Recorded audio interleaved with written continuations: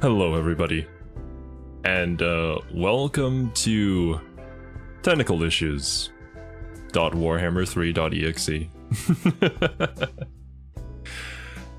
Well, we do have the VPN, which certainly helps with the connection problem. Unfortunately, if I quickly swap over to gaming over here, you can see that downloading save is occurring. we definitely should have done this much earlier.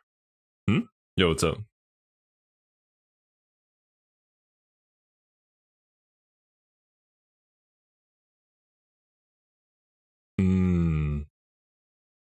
Potentially. Roger that.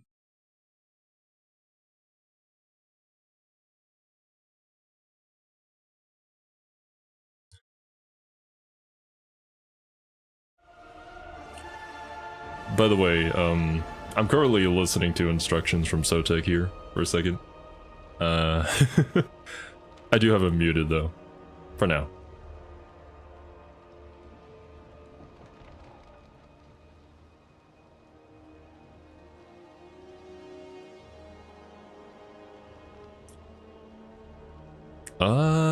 Multiplayer save files? It's probably in the Steam library somewhere, yeah? Let me check. In the directory.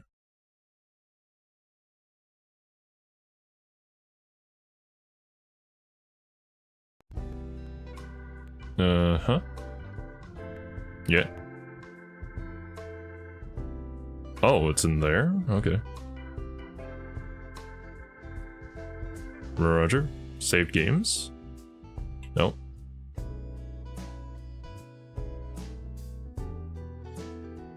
Oh, have data, gotcha.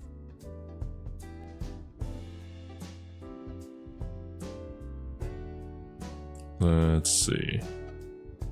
Creative Assembly, Warhammer 3, and Save Games Multiplayer. There it is. Roger that.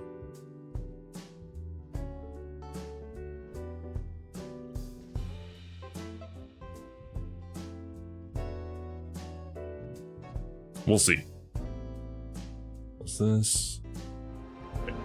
Leave game. Hopefully that works, or else we have to reload the entire thing again. Also,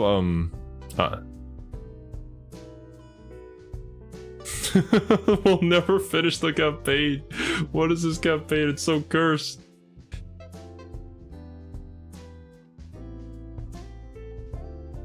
Yeah. Oh, okay. I am currently live as well. I had you muted in case, but I will unmute you now. Roger. Boop. All right. So allow me to now reveal my IP address. Oh god. Also, what was your social security number again? Hold on, I should give you my I should give you my credit card first. Oh yeah. Oh goodness gracious. Good morning, everyone. Good morning, good morning, morning. There we go. Okay. Thank goodness we have new PC, or else we would have to wait another 10 minutes for me to reopen the game. So for those in my chat that don't know, Zero got a brand new, he got his own new Engine of the Gods. The old ones have saw fit to reward him. Yeah.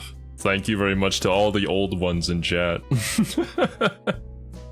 I jumped from a 1050 Ti to a 4070 Ti Super. That is a Stone Age to a modern gaming jump. From 720p 30 FPS gaming to 4K 60. Jesus.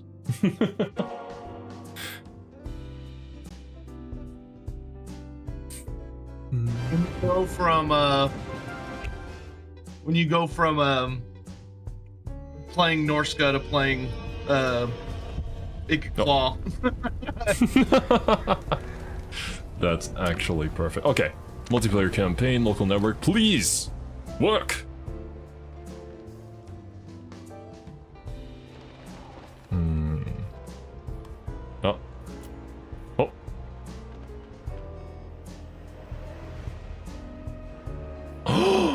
It works! Let's go! Oh, look at that. Sotek knows what he's doing some of the time. Hell yeah, man. Okay. The rare tech W for Sotek. That's a good one. I can't believe it, man. A file that small taking that long? Impossible. That's goofy.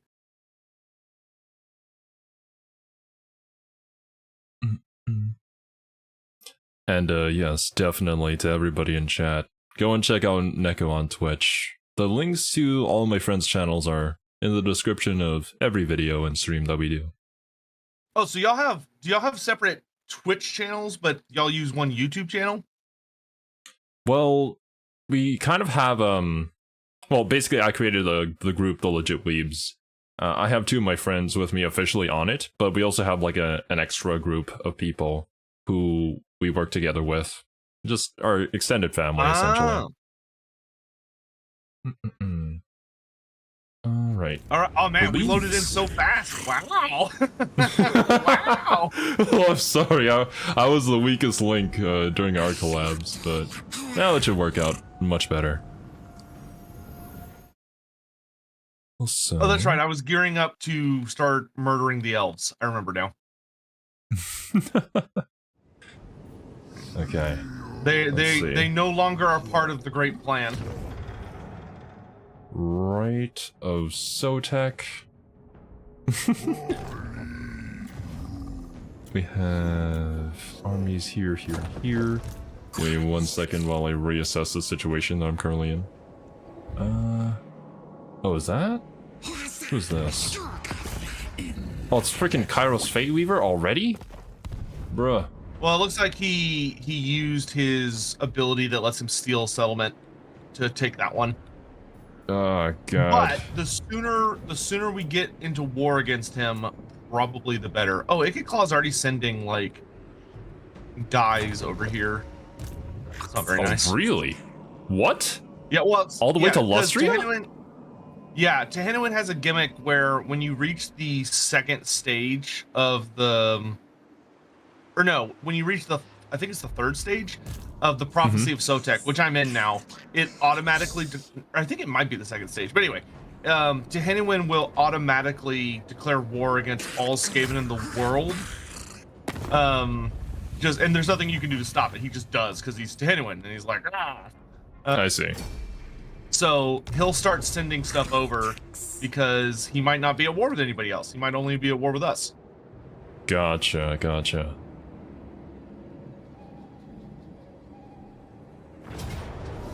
Alright, yeah, super simple. I'll just take that. The faster we can squash the bird, the better. Yeah, it just sucks we're at war with him now because he's probably going to keep using that stupid mutagenic oh yeah, totally. whatever ability on us. So actually, I think that ability's unique to no, I guess it's not. I thought that ability was unique to Village, but I guess it's not if we're being hit by it. I don't think we've met Village yet. Let's see, let's go around this way. That. Silent Sanctums. We're good. Enter. Alrighty. Thank you very much for the super chat, Necromancer Cobalt. Yeah, someone actually pointed out correctly. Not only do I declare war on all the Skaven, I make all Lizardmen declare war on all Skaven. So if you look at your diplomacy, you'll notice you're also at war with all the Skaven. Oh, lovely. I do love some rat murder. Anyone incites race wars. What he does.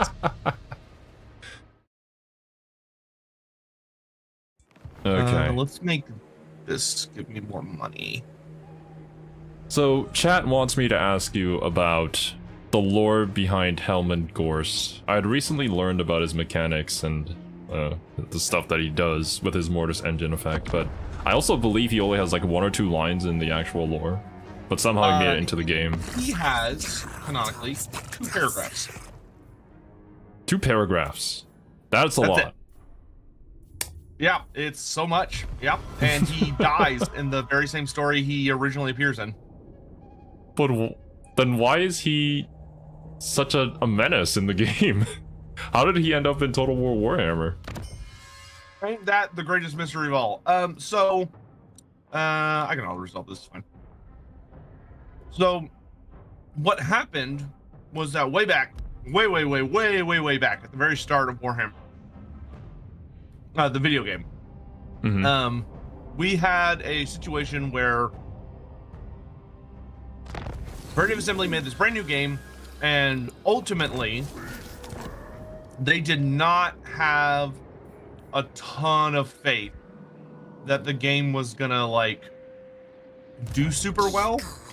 Really? They were yeah, because it was so different from anything they'd done before, right? You know, this was a company that had only made historical games. Getting invested into like a whole brand new market, essentially. And so because of that, they were dealing with the difficulty of like how much do we want to invest in this project?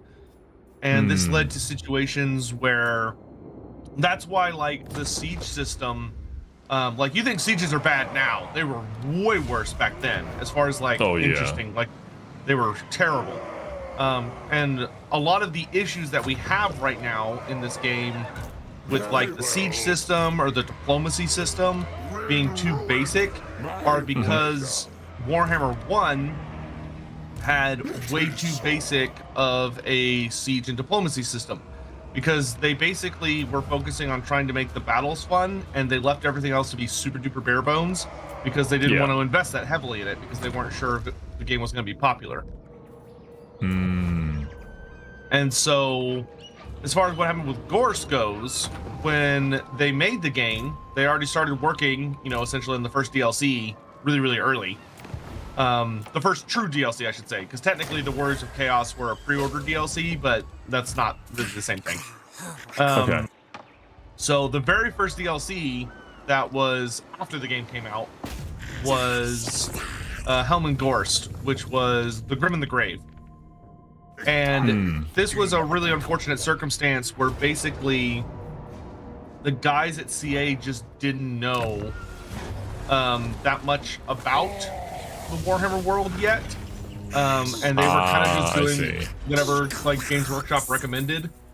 And like I said, their ambitions just weren't that high, so they went to Games Workshop and they were like, hey, we need to do like a game, or we need to do an expansion on this game. Do you have any recommendations on like 2 characters versus each other, and maybe we could do like some like specialized units for each side along with DLC units? Games Workshop was like, all right, well, here's like, you know, here's what regiments of renown are, and here's this other stuff, yada yada yada. And this led to Games Workshop essentially giving them a book that was called the book was called Sigmar's Blood. And Sigmar's Blood was essentially the prequel to the End Times, but it featured a storyline of Volkmar the Grim versus Manfred von Karstein, which, you know, fine. It even standardized how many regiments of renown we got for each side, which I think back then was like 6 or something like that. Because in Sigmar's Blood, it was a very small, contained campaign where you basically got like it basically gave you like only like 6 or something, whatever, I forget how many, but however many units, both sides got the exact same amount of units, because it was, despite the fact it was like a prequel to the End Times, it was kind of designed as like a weird starter set campaign, because it was basically meant that you and a friend could pick it up, and you only would buy the units that featured in the book, and it kind of like told you a lot about the units. Like they all had their own little side section that had like 2 to 3 paragraphs on each unit that were like, oh, here's who these guys are, and yada yada yada. So you're like, oh, these are the guys that I'm building right now and stuff like that. So you were kind of playing along with the story. Okay. And both sides featured a character along with Volkmar the Grim and Manfred, which for Volkmar there was a witch hunter character, and for Manfred there was a necromancer on corpse cart, which was Helman Gorst. Oh, okay. And so when Creative Assembly adapted Sigmar's Blood, they ran into the genuinely small issue. Speaking of the devil, yeah, right. I was about to say. Oh shit. Okay. Oh, we about to fight? Oh, okay. I was like, let's fight him. But when they were adapting it, they ran into one small little issue, which was that because they were just literally doing the book as is, and their goal was to do one legendary lord per side, as well as like the regiments of renown and the new lords and stuff. They were looking at it, and it was, of course, Manfred von Karstein versus Volkmar the Grim. But Manfred was already in the game. Manfred von Karstein being the main big bad for the vampire counts. So they couldn't do Manfred again, so they needed to do somebody else. And unfortunately, they, like I said, they just didn't, at the time, they just didn't know the setting very well. And so instead of doing what they should have done, which is pull from the incredibly large list of famous vampire count characters who all would have made for fantastic legendary lords, they instead decided to just pull the only other vampire character from that particular book, which was Helman Gorst. And so despite the fact that he had basically no lore, he did not have a unique miniature, he didn't have any unique art, there was literally nothing unique about him. He was very basic. They slapped him in the game as one of the headlining characters for the Vampire Count faction, and then ironically alongside the DLC you got Vlad von Karstein, the most famous vampire count ever, as the free LC lord. When what they could have done is they could have just made Vlad the DLC lord, and then had the free LC lord be another famous vampire count character.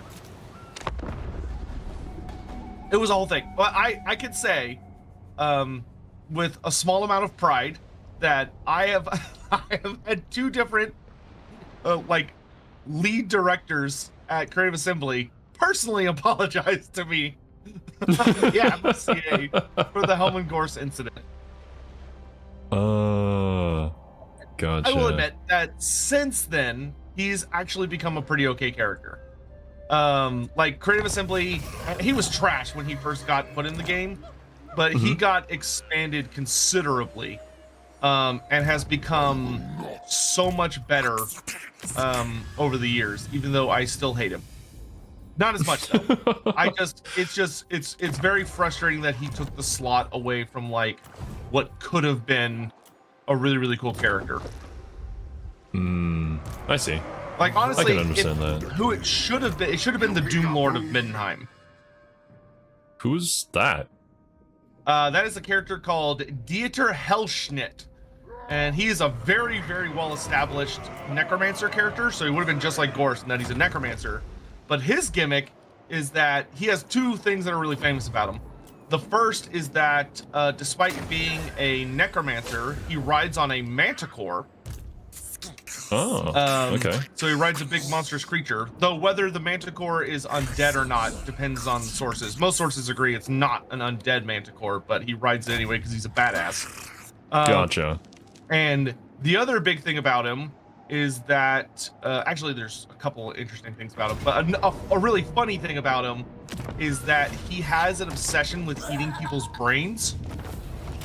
Lovely. Especially other necromancers, because he believes that by eating their brains he will learn all the secrets of necromancy that they've figured out so far. So there's several like short stories and little things that have him featured as a character, and he's a mix of terrifying but also kind of hilarious, because like all of his necromancers will be leading his armies and they'll notice him like staring at them drooling and they're like, "Ugh," and like oh, have to make sure they don't screw up doing their job, because if they mess up, he'll just use it as an excuse to eat them. oh my god. Funny and terrifying at the same time. I think that's what Thankful kind of wants to be, but just can't. No, it's what Thankful doesn't want to be funny. He just is.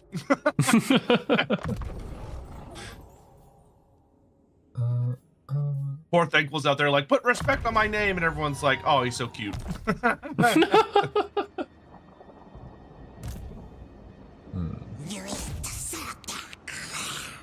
What a funny little rat man. Oh, yes. Yeah, sure.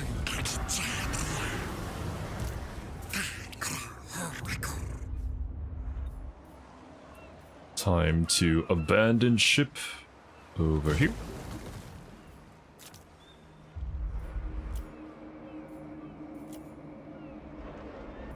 Oh my god.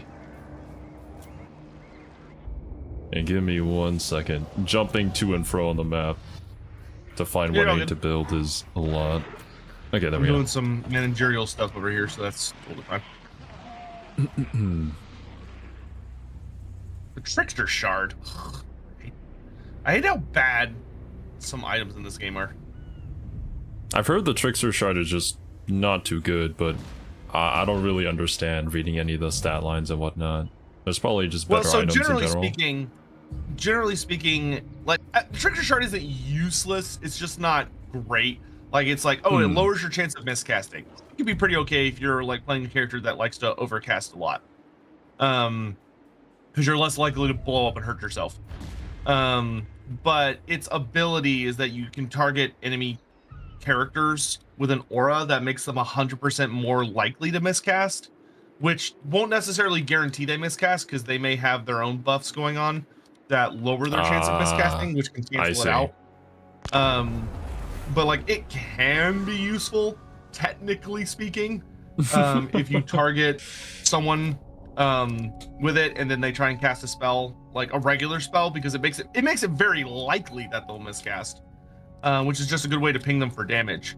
But against the AI, it's basically useless. Yeah, I mean, I've very rarely ever seen any characters miscast. Like, even my own characters using them. Maybe I just haven't used them enough, but... Starflies... Yeah. I don't think I'm gonna be getting this mission against Mr. Festus, the Leech Lord, done. He has 3 armies and a garrison, and he's just sitting there waiting. He knows somebody's coming for him. I do not think so. Damn it, I contracted the Skaven Plague. Gross. Ah, lovely. Gross. Happens all the time.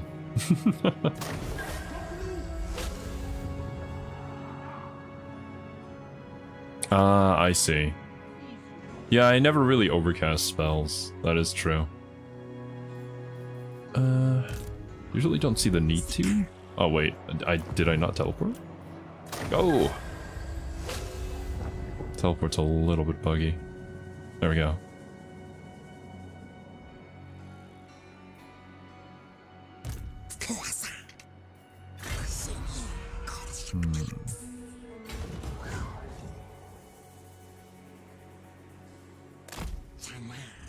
Okay.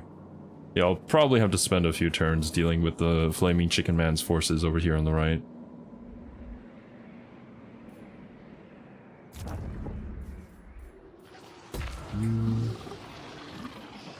Salt?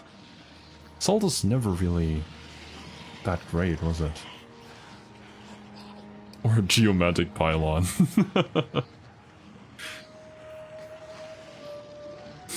It's a lot of money? Oh yeah, for sure, man.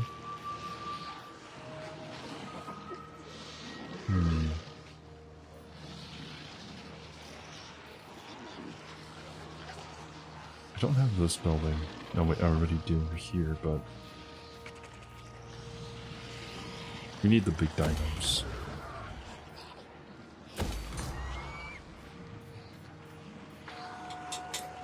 Oh, actually, Mr. Sotek, Yeah. do you have need of money? I mean, I won't say no to money. I have 56,000 gold if you want some yeah. of that. Oh yeah, I would love some money. I completely forgot. Yeah, I can just like make a deal with you and then just make it completely one-sided. No, yeah, I'll take funds. There we go. Payments. Offer. Generous gift of 4,000 gold. Wow, that's really digging deep.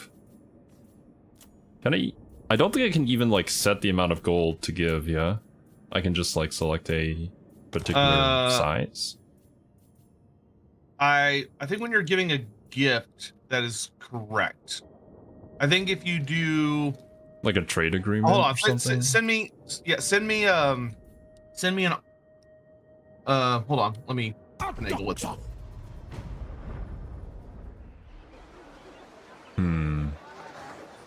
Oh, Sotek has to be the one to ask. I see. Oh, okay. How much do you want to send? I could send you like half, like 25 or 30. I'm really not using this for anything. I demand 28,000 gold for nothing. Yeah, sure, man. It's like nothing to me. Alciodal just has a ton of money, but like, we build super tall anyways. With a collection plate for Sotek. As an offering to the gods, yes.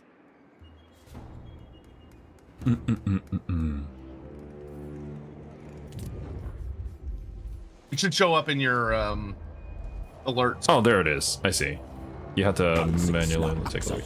You want 28,000 for nothing? And sure. one. I'll own one too.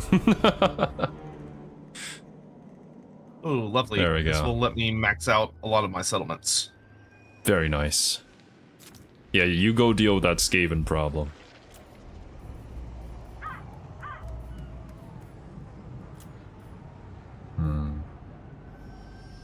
Yeah, that should be good. Have you built a what do you call it? The ally thingy over here. An outpost? Yeah. I did build an outpost over on your side. I forget where it is. Yeah, that's what check. Yeah, if you have it upgraded, you'll get access to all the units I'm unlocking through like my buildings. So if there are units that you want, you can get them through that way. Oh yeah, I have it in Oixel. It's already a tier 3 one. Okay, perfect. That's all you need. Nice.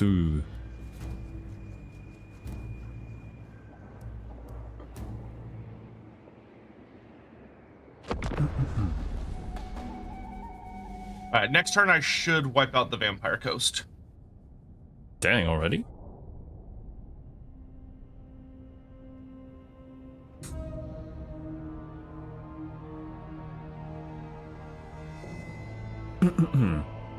I mean, in lore, Luther goes around searching for artifacts and stuff from the Lism in order to cure his condition, but does he know that there's actually anything there that can actually cure it? Or is it just a whim? No. And whether or not he's actually, so he does not know if there's anything that'll actually help him. Why is my campaign movement so bad? Leave me to my Oh no. I forget how awful the zombie marshes are. Oh, you mean how far you can go? Yeah. Yeah, actually, this isn't the zombie marshes, but Jungle of Webs, that's what it is. Okay, so I'm gonna do this. But yeah, Harkin, depending on the author, the idea of him like trying to put himself back together was a rather recent thing from Total War, though I think it works really well for him as a character. So like I like it a lot. But he is very much I mean he's very heavily insane. but he does desire a lot of power that he's trying to kind of steal from the Lizardmen to enhance himself in various ways. So it's more an aspect of gathering more power rather than the fixing himself that Total War kind of went with. Yeah, I mean, you could argue a lot of his lore is really old, like really old. So he was in pretty desperate need of an update because he only showed up as a background character essentially. He got his kind of like, oh look, it's Luther Harkin big moment in a really old White Dwarf article that gave you like the full rules for playing the Vampire Ghost. Yeah. And then it was basically never touched ever again. And he would just show up as like a fun side character in the Lizardmen and Dark Elf books, and that was it. Like in 8th edition, the most recent books actually had Luther Harkin getting captured by the Lizardmen, like I want to say like 10 or 15 years before the end times. So like he's basically removed as a player from the global stage in 8th edition because the Lizardmen capture him due to Marathi being an absolute asshole and betraying him. But that's because Marathi does Marathi things. Oh no. And then he inexplicably got a prison break and whatever, that's fine. And appeared in the end times as one of Nagash's Mortarchs. All right, the awakened Luther Harkin's faction is dead. Very nice. Looks like the conquering of Lustria is going very well. Yeah, I'm being pretty aggressive about it, but that's because it'll all pay off.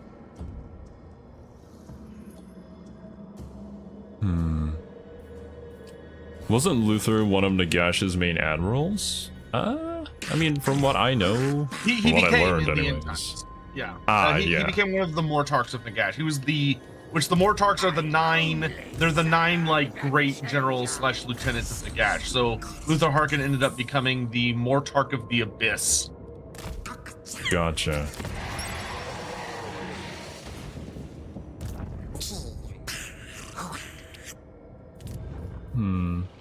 I think there was also a whole thing too about Luther just gaining a massive fleet during the end times, kind of out of nowhere.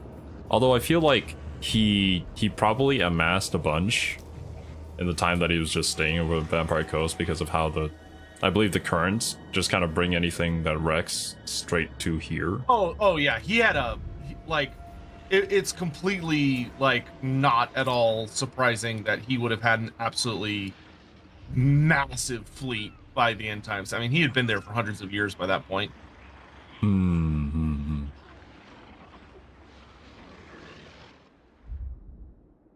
Let's see. Chat wants to know if you could make any Warhammer game from any setting, what would it be? That's a very broad question. I have no idea where to start, to be honest. My go-to will always be that I would make a really hardcore, like, Witcher 3 type game about Gotrek and Felix. Yo, that would actually be pretty sick. I would lean super heavy into that. Because it would have really fun storytelling and, like, there's a lot you'd be able to do with it. And I think it would make for a really fun experience. Speaking of Gotrek and Felix, do they have any dedicated games for them? Because I feel like their story... No? Why? They show up in a lot of games, but they don't... Because Games Workshop doesn't give a shit about fantasy 90% of the time. GW tends to be pretty aggressive about they will only support 40k games. And not fantasy games, unless the only reason they'll usually support fantasy is because there is a studio or group or company or whatever that like aggressively pushes for making a fantasy game, like Total War did. Like Total War did not want to make a 40k game; they really wanted to make a fantasy game. I see. I mean, that's awesome. It's kind of a really cool way to experience the world of fantasy, but still, like, there's so much potential hidden in fantasy. And I feel like it's pretty obvious, but I don't know. Who would you play as in the game? I would probably have it be a game where you switch perspectives depending on situations. So like you can play I think it'd be fun as you could design it as a couch co-op game where you and a friend could play as Gotrek and Felix. Hell yeah. And like they have different things that they're good at. And then if you're playing it single player, you're able to switch between the two as needs arise. But like a lot of if you're telling a Gotrek and Felix story, a lot of the time your perspective, so to speak, is going to be from Felix's perspective. I think it's There's because still a lot of really Felix fun is the stuff one there. like recording the entire story. Yeah, it's technically Felix telling the story about the two of them. And Felix is, whenever you read a Gotrek and Felix book, the rule, like the law, from a writer's perspective, is you're never allowed to write from Gotrek's perspective. You can write from anyone else's perspective except Gotrek's. Is there a particular reason for that? It has to do with that the story is meant to kind of act as a grounding of sorts for the Warhammer world. So like it allows you to explore and understand the Warhammer world, which means that you need a human perspective, not a dwarf perspective. And also a lot of aspects of Gotrek is that he's supposed to be very kind of mysterious because there's the whole aspect of like, oh, he kind of comes off like there's something. There's always a lot of mysteries surrounding Gotrek about like what his past is, what was the horrible thing that he did that made him a slayer. There was a whole bunch of mysteries about him that end up getting revealed in the end times. But before the end times, it was pretty much a golden rule that you weren't supposed to reveal any of those things. Gotcha. I see. Oh. Well, this is certainly going to be interesting. Thank you for the super chat, Hammond. Ask about Corn Warriors chopping their big D off. What? That is not a thing. Oh well, okay, no, that is technically a thing. Oh god. There's an event you can get in Total War if you're playing as Corn. You can get an event where I can't remember how it's worded, but it's like Slaanesh is like influencing the people of your nation, and basically your guys can like reject his influence by castrating themselves. Oh no, bro. Because Corn. Hardcore, Bro has no man. chill. Yeah. Yeah, these guys. I'll go back for him later.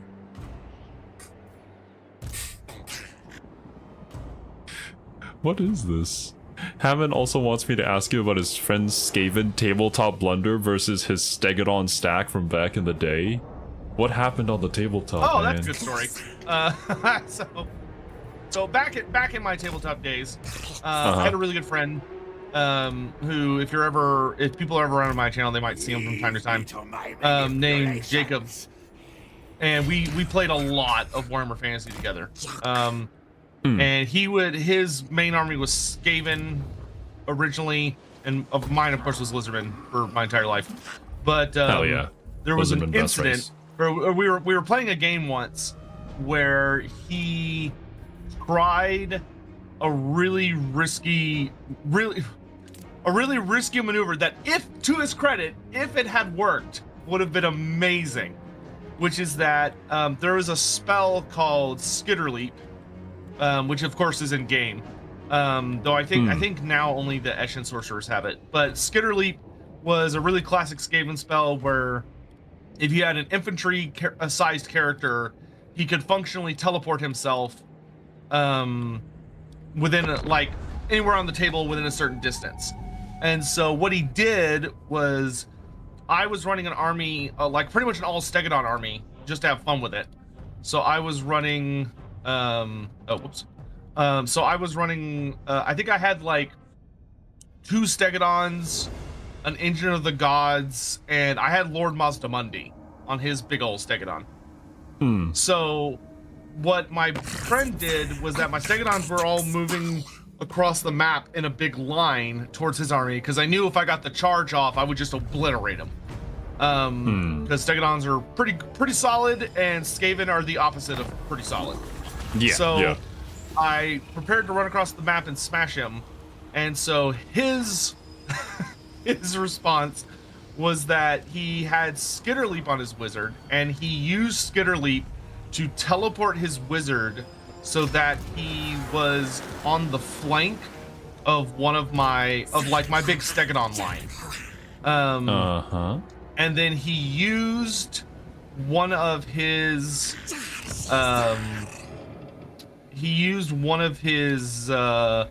or no, the other spell that he had on that Grey Seer. It was a Grey Seer, so a level 4 wizard, pretty good wizard.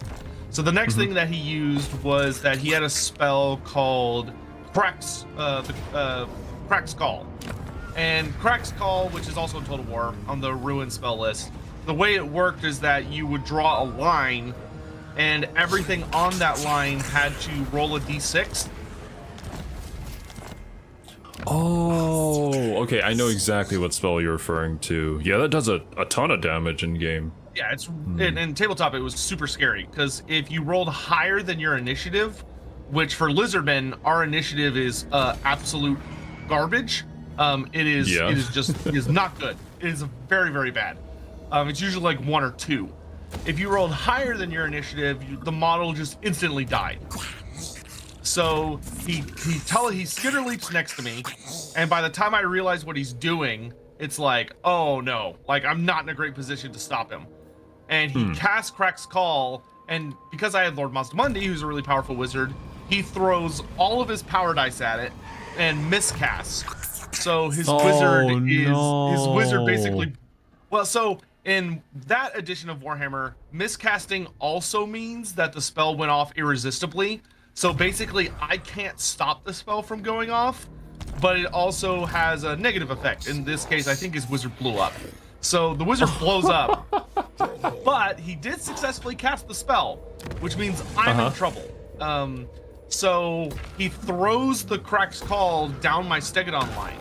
And this is pretty much a guaranteed insta-kill for my Stegodons, because their initiative is butts. Yeah. So I have 4 Stegodons, and I go to roll, and despite the fact that my initiative, the initiative I was rolling on was like a 2, I think, for like a 2 or a 3 for all 4 of them, I only failed one of the rolls, and it was on a common Stegodon. So like Mazda Mundi, I think needed a 1, but I rolled a 1. So he went for this crazy over-the-top play that probably shouldn't have worked, but when he got it off, it should have basically been like a complete wipe for my army. But then when he actually rolled the dice to deal the damage, it just whiffed. Rip, dude. So that left his army without a wizard, without a general, with my entire Stegodon force about like 5 inches away. Oh, well, that backfired splendidly. And of course it had to be the Skaven, too. Just normal Skaven things. Yeah, I saw many hilarious incidents involving Skaven in my time. I remember one time there was a Skaven player who was doing pretty well, and he had I think he had 3 Warp Lightning Cannons, which was a lot. And he had a turn where he was like, all right, I'm gonna, he had this big firing line, and then he went to shoot one of his Warp Lightning Cannons, and he rolled a misfire. And the Skaven had a very unique set of misfire results, because for classic units, if you misfired, it was like, oh, you roll a d6, and on a 1 to 2, the war machine is destroyed. On a 3 to 4, you can't shoot this turn or next turn, and on a 5-6, you just don't shoot this turn. Like, it was very simple.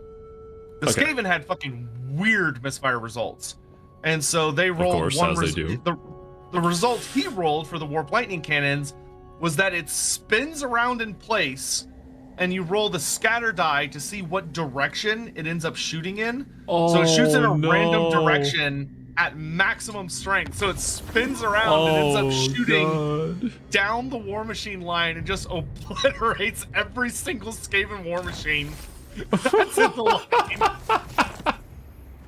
Just kills everyone. it's just so Skaven, man. Like you can't Yeah, imagine anybody else doing that.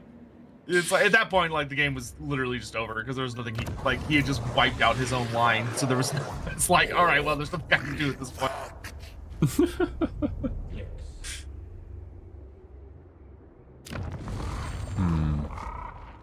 Okay, I think I'm going to shift my teleport point away from Lustria, and then I'll use it to help conquer here. I think you've got that side in the bag, pretty sure. I would say we have this under control. Yeesh. Let's try that. It's fine.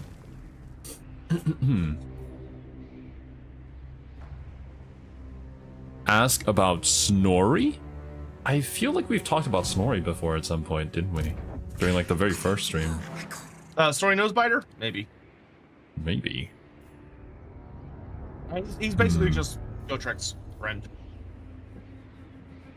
Does he he's appear a fun in the novels character. and stuff? I wouldn't say there's a lot to say about him. He's just a fun character. I see. Gotcha. I feel like I've heard... Oh yeah, he's probably another dwarf, yeah. The spit.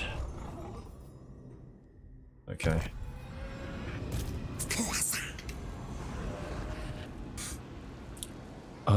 Ask about the various vampire bloodlines. We also talked about that actually, I believe, last stream, which was 2 weeks ago. Yeah. Well, Gash's magic. How he would improve Mazdamundi? Well, I feel like Mazdamundi does need a rework, kind of like Empire level rework. Honestly, the Lizardmen kind of do. But how would you go about it? General. Yeah. Because, yeah, the commandments is probably my first thought. Like, they're really lackluster, and I have to build a whole ass building, a geomantic pylon that doesn't really do too much for me, apart from improve a mediocre commandment. Yeah, the biggest thing that I would do for the Lizardmen is that I would rework the geomantic web system to make it actually really powerful to like heavily reward players for investing into it. Where not only like I like the improving of the commandments. That's good. That's great. It's not like exciting, but it can be quite powerful if you use it correctly, and it offers like a lot of really cool, nice incentives. So that's fine. What I would change though is that I would add additional bonuses to reward you for making the web powerful and fighting to defend it. So I would say if you're in a province. So most of the time you're going to be at level 1 or level 2, which shouldn't really give you anything.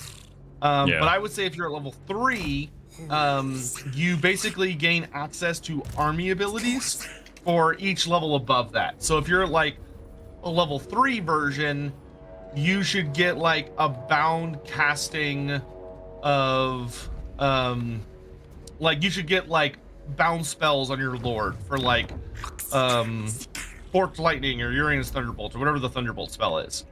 But like you should get like, oh, you get to cast some free magic. Which like, cool, fine, whatever. But then like when you get to level 4 and level 5, that's when things should start to get like really fun and spicy. So like for level 4, I would probably make it where like you get an army version to represent like geomancy. Maybe you get an army version of Mazdamundi's like Ruination of Cities. You get like a free cast of that as an army ability. So like you get to, and that's just for any army that's fighting in a level 4 geomantic web province. So you get to just smack down free Ruinations of Cities on your enemy as an army ability. So it's got like infinite range across the map. That could be really, really good.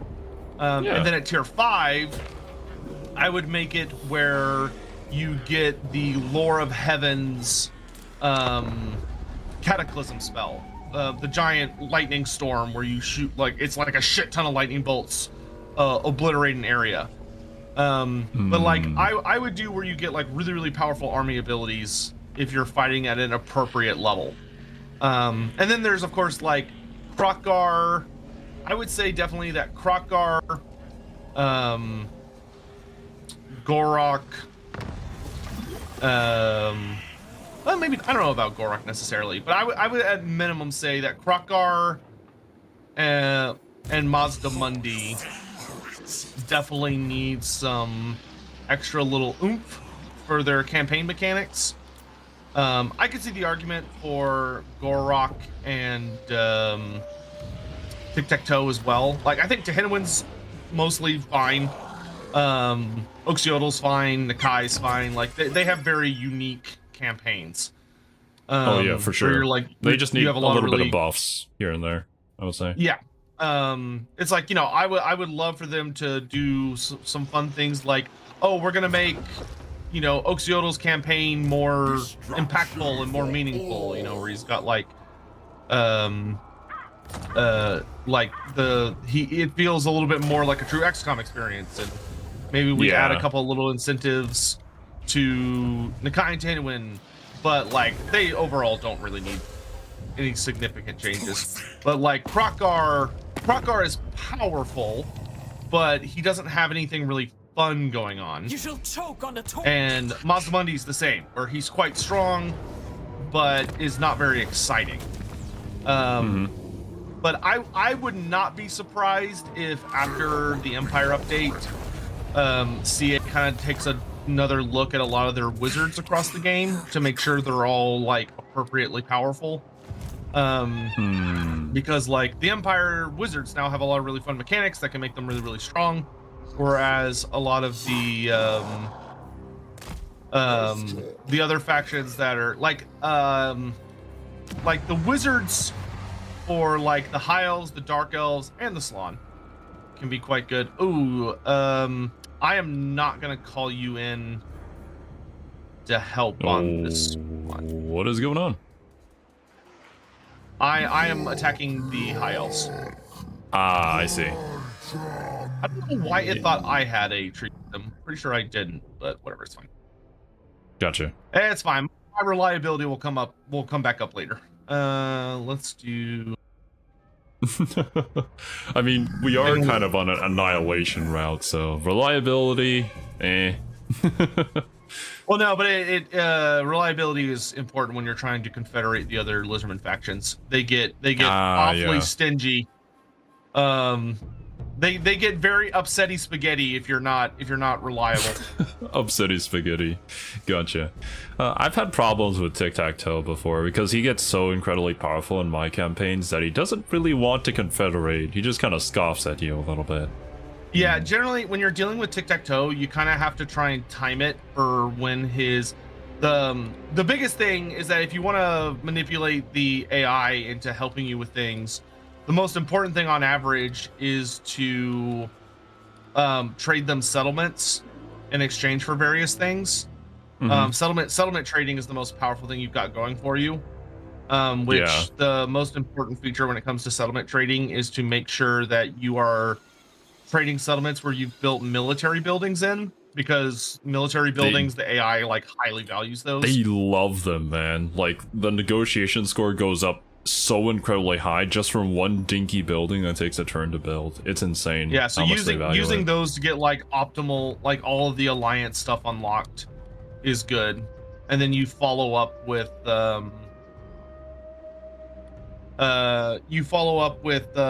when you're trying to confederate them, you want to try and make sure they're fighting somebody, which if you have a defensive or military alliance, you can usually reasonably reliably kind of force them into fighting somebody that's nearby that'll be like nasty and problematic for them.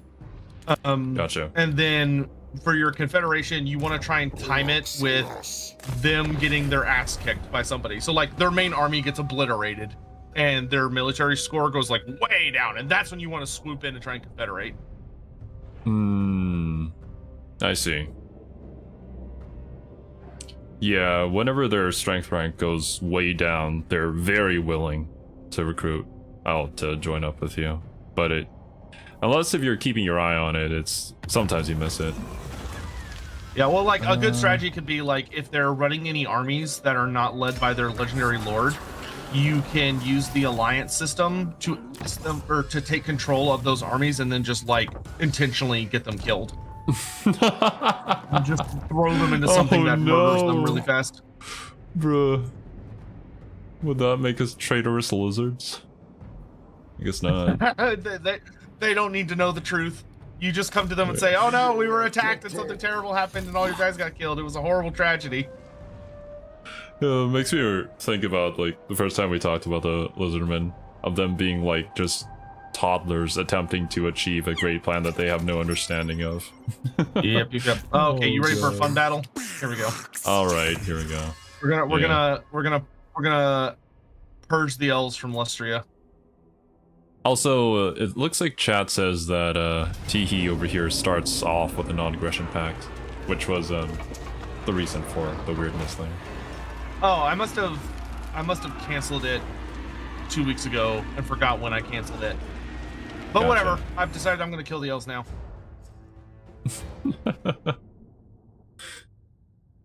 Alright, let's see here.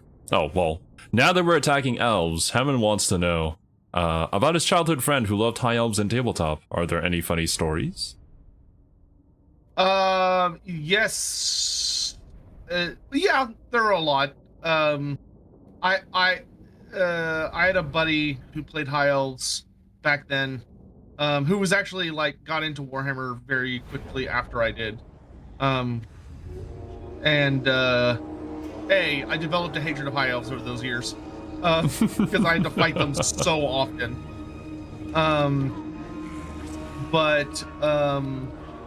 The big thing was that I'm trying to think of like the best instance. Let's see. I'm gonna give you. There's too many to count. I'm gonna give you control of these guys. If you kind of want to start with them like over here, and then as the enemy gets close, kind of move around their flank and just shoot them in the back constantly. Roger that. Though don't get too close to them at the start, because I have the ability to summon Sotek to the battlefield, so I'm gonna open with that on them. And you don't want to be in the way of that, because it will kill anyone in the way. Gotcha. I think that was massively buffed from Warhammer 2 to 3, right? Does it now wipe out units? No, like it's about the same level of power, but it became a lot more viable as an ability in this game, especially after the siege rework, because the old system was that if you were fighting in a siege battle, because the siege was like 95% wall, it wasn't ever able to get in like it because it's a wind spell, it'll bounce off walls. So because the AI would just sit on the walls the entire battle, it was literally useless. So I see. It was only good in like specific circumstances. Whereas now, because the sieges are a lot more like dynamic and there's a lot of open spaces and really big lanes, it's way better. It's not a perfect wind spell. It is really strong and it hits like a truck, but because of the way it's designed as a wind spell, it doesn't really do any damage to like single entities, or like, and it's also not as very good against like monstrous infantry and monstrous cavalry. But anything smaller than that, it will just wipe them off the face of the earth if it gets a half decent hit. Okay, cool. Let's see it in action then. What we're hoping is that he's gonna mostly just stand in a big fucking line, and not try to dodge it. So my goal is that I'm going to get close enough to where he's like, oh, I need to attack. And I'm going to wait for him to kind of get within shooting range. And then once he's in shooting range, I'll know that he's going to hold still. Oof. The gods abandon us, say the elves. After getting hit by one bullet? Okay. Well, I mean, it is a solar engine. That would probably hurt a lot. Okay, I think I can get this line of archers without him moving, but let's find out. Right, here he comes!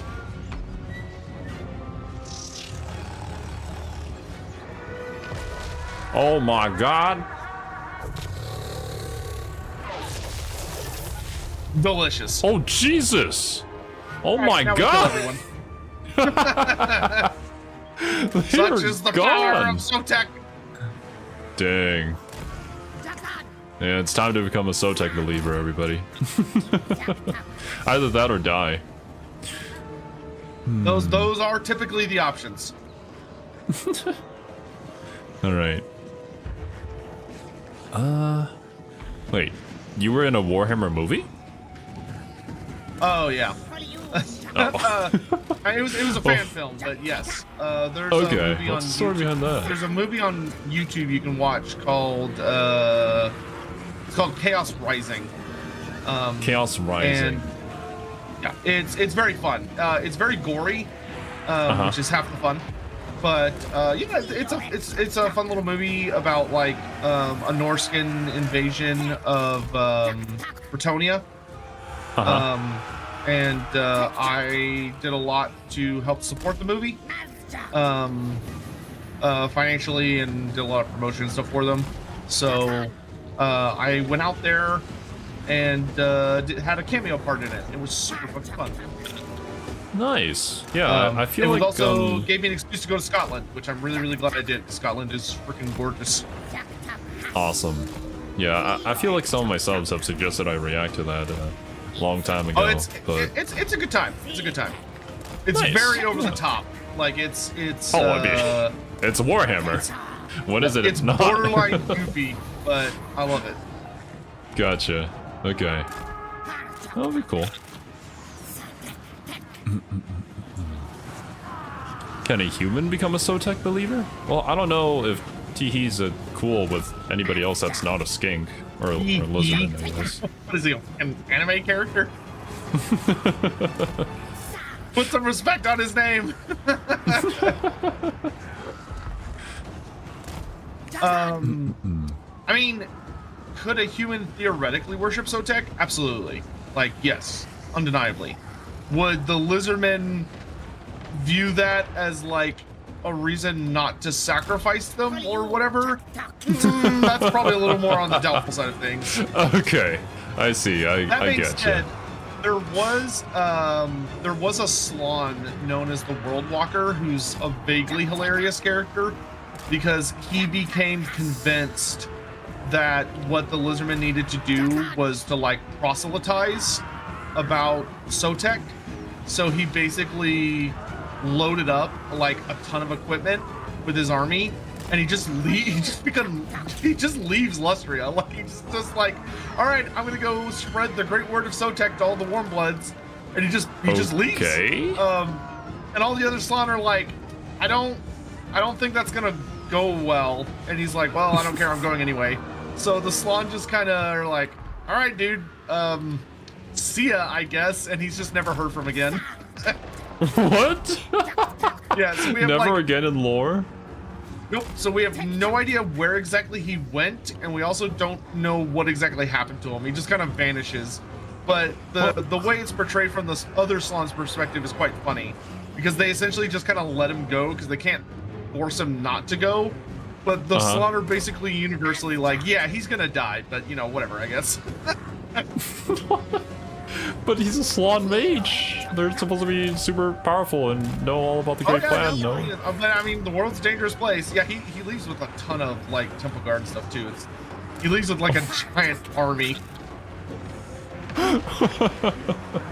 My favorite part about him is that he was practical enough that he takes a bunch of the stone chairs that the Slon float around in. Those are they're called the Thrones of the Old Ones. Or thrones, because he was a practical Slon, despite his interesting takes on how the lizardmen can save the world, he took like a bunch of extra chairs because he figured that at some point his would probably get damaged, either by battle or by like just wear and tear or whatever. So I think it's like he takes like dozens of extra thrones to follow him around. So he had like a baggage train of these floating stone chairs, which is just super funny to think about. I mean, you never know if he needs a new mobility chair. That's interesting. Oh, that's why the fight hasn't ended. Where is he?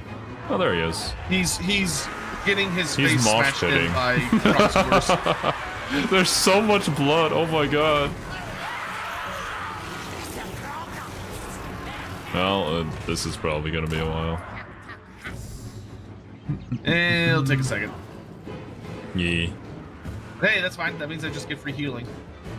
Hell yeah. Ask Sotek about Shakax. Am I pronouncing that correctly? Yeah, so Chakax is one of if we get another legendary hero for the Lizardmen, which hopefully we will, he is who they're gonna please. do. Okay. Which Chakax is the Temple Guard special character. Ah. And he has one of the most badass designs in the entire Lizardman range. Like, he is so fucking cool looking.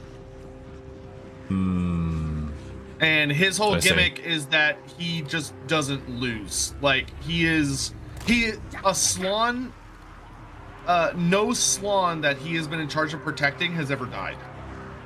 Oh, the greatest bodyguard in he, existence. Oh yeah. Oh yeah, he is. Like, he is legit the best bodyguard character in the setting, which is saying a lot because there's quite a few of them. But like, he literally 1v1s a greater demon of Slanesh, and he obliterates it. He's just built different, man. Yeah, he also, in the end times, he goes up against Clan Eshin, where Clan Eshin sends like their 12 greatest assassins just below Deathmaster Snitch to kill a Slan Mage Priest.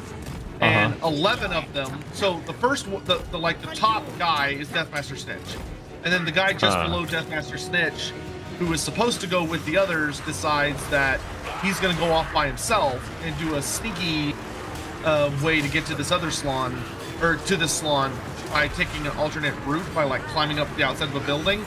But he gets found by but Oxiodal kills him, so he gets in like an assassin duel with Oxiodal and gets killed. I see. And the other 11 try to all get past Chakax simultaneously. So like, they all attack and or try to dodge past him at the same time, and he kills all of them. What a legend, man. And he also takes a Weeping Blade to the chest, which in the lore, the Weeping Blades of Clan Eshin are like, if you get even slightly cut by one, you're dead. Like, you're just gonna die. Because the poison is like so intense, because not only is it poison, but it's also like heavily enchanted with runes of like decay and death and ruin and all this stuff. And Chakax takes like, one gets fully impaled into his chest, and Chakax like doesn't even notice. Like, he just walks it off. 'Tis but a flesh wound. Because he's fucking Chakax. Then came out of the spawning pools built different. I need to go and search up this guy later. That's awesome. It would be super cool to get more Lizardman characters, like, whenever they inevitably, hopefully, get their update to their mechanics and stuff. That would be nice. Yeah, the only two important characters we're still missing are Chakax and Tedoeko. Tedoeko? Yeah, Tedoeko is the Skink Priest character. And he's a really old, elderly skink man. He is the oldest looking skink ever. Like, he just looks old. How does a skink look old? Because, well, most skinks only live to about 100 years old, and then they'll die of old age. The exception being Tehinuin, because Tehinuin is not mortal. He's something else. Because of his whole Sotek business. So, Tedoeko is just a really old man skink. Like, he's very wrinkly, and he's just this shriveled little skink. And he doesn't walk around so good anymore. But after he obliterated a bunch of greenskins and used some really clever tactics on that end, he was awarded his own Throne of Power, which are the things the Slans scoot around on. So he's a skink that rides on a palanquin. And he is one of the best Lore of Heavens casters in the game, or in the setting. So like, his whole thing is he likes throwing meteors at people. Awesome. Also there, I sent you a picture of Chakax, because he's my favorite boy. Nice. Let me check. Oh, I see. When I search up Blizzardman, I've seen some images of this guy. Or maybe this particular image too. Yeah, that wouldn't surprise me. He's got like some of the best art. Oop. Takax was hilarious in tabletop. His rules were so busted that he was able to fight characters that were significantly better than him. But only if you were in a challenge. But he was very good at kind of forcing characters into challenges. Because if he was in a challenge, he had an item that would like slow down time around him, essentially. So even though he was really, really slow, the item would make the enemy also insanely slow. So instead of it, because normally in the rules it'd be like, oh, if you're wielding like a great weapon, like a big two-handed weapon like Chakax is, you have to go last. Like you're very slow, so you always strike last. But Chakax's counter to that is he makes everybody slow. So instead of it being that Chakax goes last, instead it's, oh, Chakax strikes simultaneously with you, even if you're normally like an insanely fast character like an elf. And then to make matters worse, his other special rules are that he would negate any rules that your magic weapon gave you.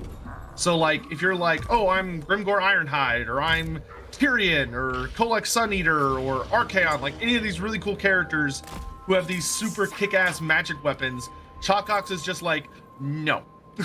You don't get your magic weapon. Screw you, you get nothing. Good day, sir. Which made him really difficult to deal with, because if you lost your magic weapons, he was kind of a pain in the ass to deal with at that point. Oh yeah, I can imagine.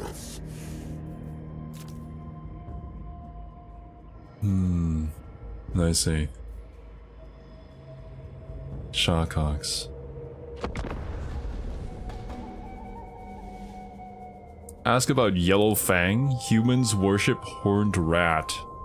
I guess humans just worship anything nowadays, don't they? Have you met humans? I usually don't want to touch grass, so only through the interwebs. Yes. Like, people in our world worship like the most bizarre crap in the universe. If gods actually existed, we'd be even weirder. Yeah, the Yellow Fang cult are humans. It's an empire cult of humans that worship the Great Horned Rat, and they like serve them.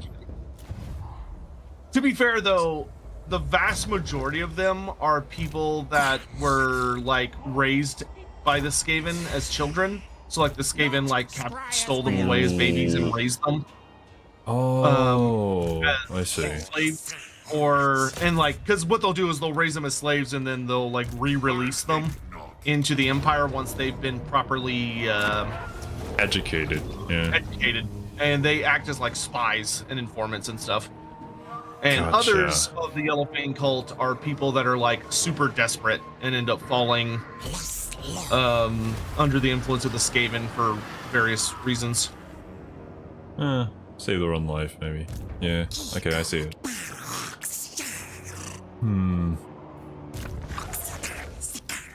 It's like the vast majority of the Yellow Fang cult, you would not be like, oh wow, look at these like perfectly normal people hiding in plain sight as followers of the Skaven. The vast majority of them are not, shall we say, particularly they're very noticeable. You just wouldn't assume Skaven. You just assume, oh, this person has problems. Okay. So it's like, you know, seeing a crazy person and knowing that they're a crazy person? Yeah, like you see someone tweaking an alley and you're like, oh man, that guy's been hitting the Reynolds Delight a little too hard. Gotcha. I feel like most cultists for really any Chaos God or whatever would be pretty noticeable, just from their effect. I mean, a lot of them are very stealthy. Like they hide among society quite well. Really?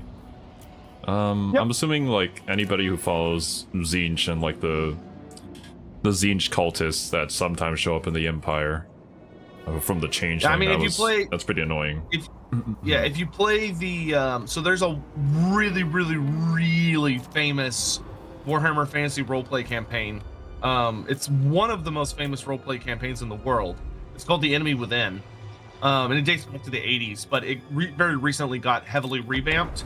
And The Enemy Within it includes much more outside of just this particular topic, but it mostly addresses you play as a group of heroes who are dealing with a selection of Tzeentchian cults that have infiltrated the Empire. And it's lore accurate, and if you play through it, you get to see how the Empire that used to be around got made into the Empire that we all know and love from like Total War. Because when you play the game, you'll notice that Empire is very, very different from the Empire in Total War. Like the provinces are different, there's different elector counts, and all this other stuff, and that's because they melded a couple of different editions together. But it makes for a really fun story, because you find out that in order to get the Empire that we have now, the Empire went through a civil war, and the civil war was mostly caused by these Tzeentch cults. They tried to destroy the Empire from within, which is why it's called The Enemy Within. Gotcha.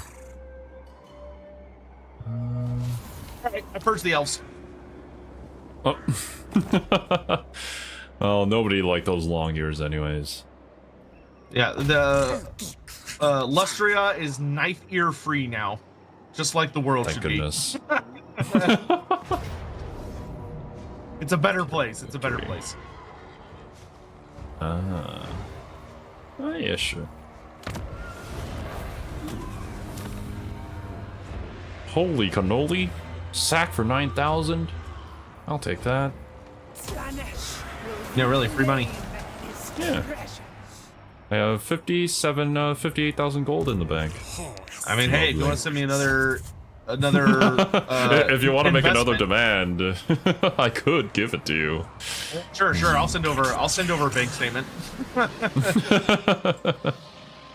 A PayPal request. Yeah, I gotta send that PayPal request for collabing with me. Okay. Let's see. Dead Eye.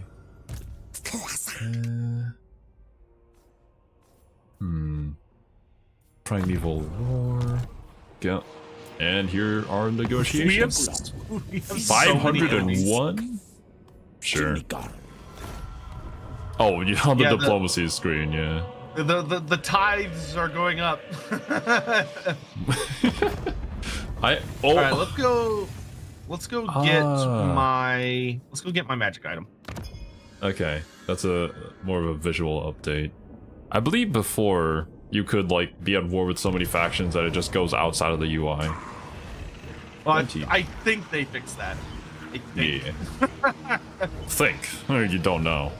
Well, at some point we might end up running into the bug. We'll see. Alright, what is this fight about? So this is a recreation of the Battle of Wakmul Crater, which was a really famous battle where Tehinawin fought. He basically lured literally millions of Skaven from Clan Pestilence into this gigantic natural crater that was caused by like a meteor strike many thousands of years ago. And the lizardmen basically came pouring out from the jungles all around and trapped all the Skaven in the crater and crushed them in this really, really big victory, and captured like tens of thousands of Skaven alive, and they were all ritually sacrificed to Sotek. And so many Skaven were ritually massacred that the Amazon River, which is the equivalent of the Amazon River in our world, ran red with blood for like days. Which, if you've seen the Amazon, it is gigantic.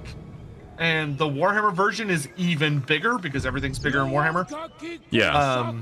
So the idea of it running red with blood is like insane.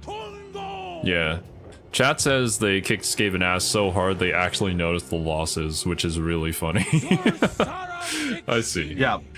Yeah, So- for that much blood, makes sense. Yeah, this particular quest spot was really funny because, like, basically, if you go look on the map in that big crater that's behind the Skaven army, if you go zoom in really close, you can actually see there's like swarms of snakes down there. Okay, I'm gonna put you in charge of. I'm gonna put you in charge of all the. Nah. I'm gonna put you in charge of all the war beasts. Okay. If you would make sure they don't get caught by stuff and just go shoot lots of things. Roger. Moving forward. So I generally like to take out the army that's directly in front of us first, and then we'll deal with the side factions. Okay.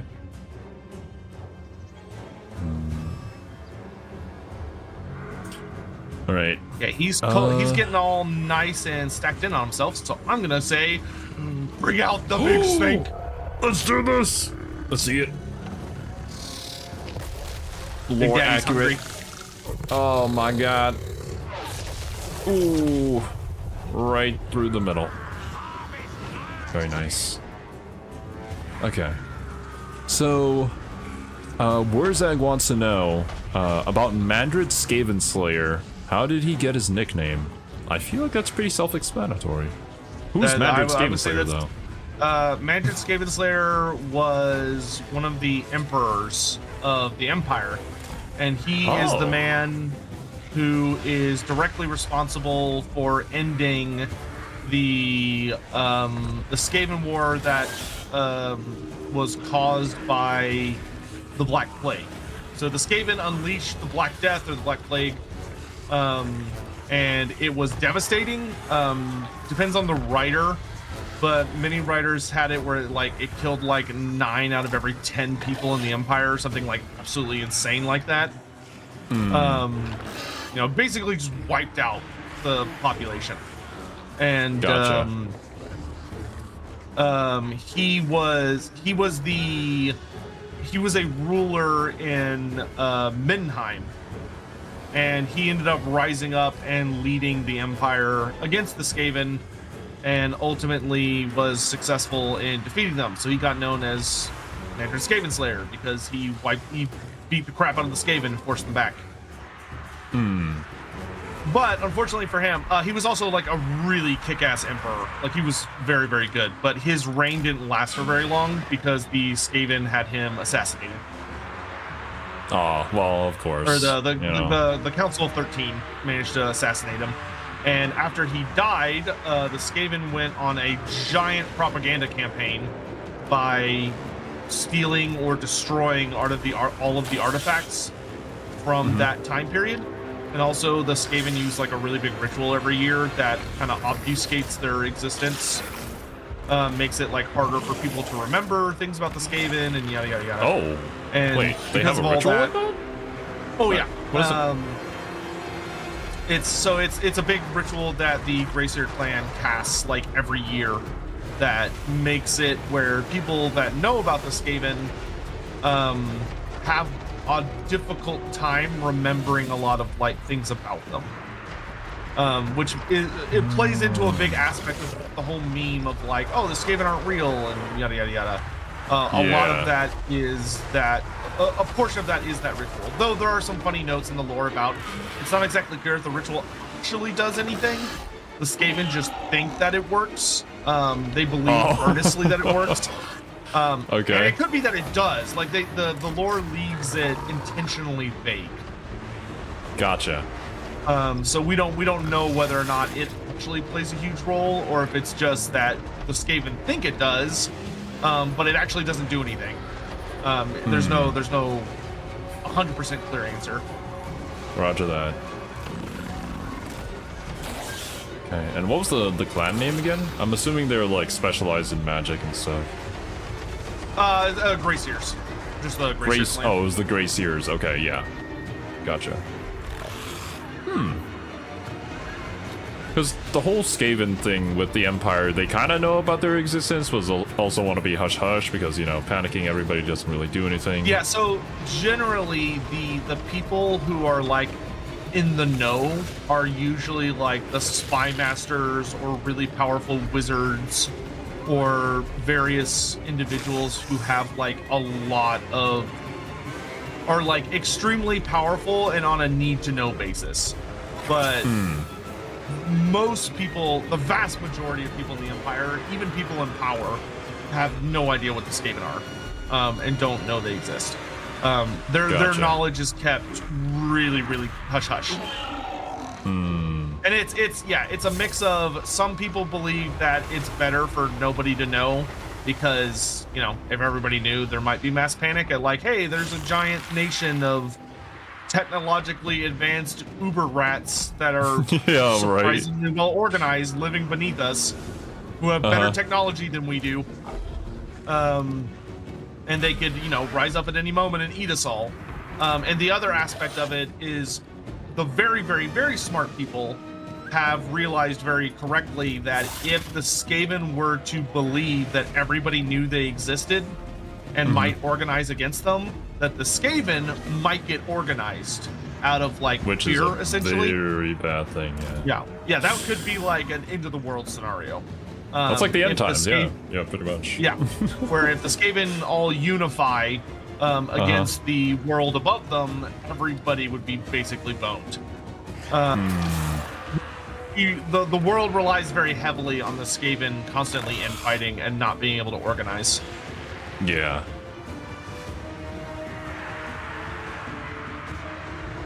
One of the biggest undercities is in Altdorf, the capital. Under Altdorf is its literal name, just Skaven. But Under Altdorf is absolutely massive. Though it was much bigger before Thankful accidentally destroyed a massive portion of it. Oh, of course he did. It's Thankful. Yeah, because Thankful ended up blowing up a really powerful magical artifact that caused a giant flood that obliterated a good portion of the city. Perfect. Thank you, Thankful. The Slan mages were right to let you go. Yes, they were. Yes, they were. Alright. Recent Lorebeards episode. Do you know about the first Ever Queen and Durthu's relationship? I'm not privy to the drama that goes on in those woods, but yeah, that so one of the how do I so okay. One of the things that Andy and I talk about a lot is that, I mean, Lorebeards, generally speaking, as a show, is about exploring the lore from a perspective of like knowing all of the lore, which changes a lot of the ways you can look at it. Because generally speaking, when a lot of the writers at Games Workshop would write for the lore, they don't know a lot of the background. They would just write like whatever. Like Games Workshop would be like, all right, here's the important information, just write. As opposed to making sure they did like a lot of background research. And also on top of that, ultimately, a lot of the lore was usually written from a perspective of like, well, we just want to sell minis and we're just going to write about this like relevant thing as opposed to like actual world building. And I see. And also that Andy very much, which I like that he does this, and I'm a very big proponent of it, that Andy tries to approach the Warhammer world from a very like realistic understanding of what it would actually be like, which means that there's a lot more aspects of like relationships and like people struggling with normal things like addictions and relationships and sex and a lot more like adult things that actually motivate people. Also, when you look like deep into the lore, there's a lot of topics that are like briefly mentioned and then just kind of like thrown away and not really talked about ever again.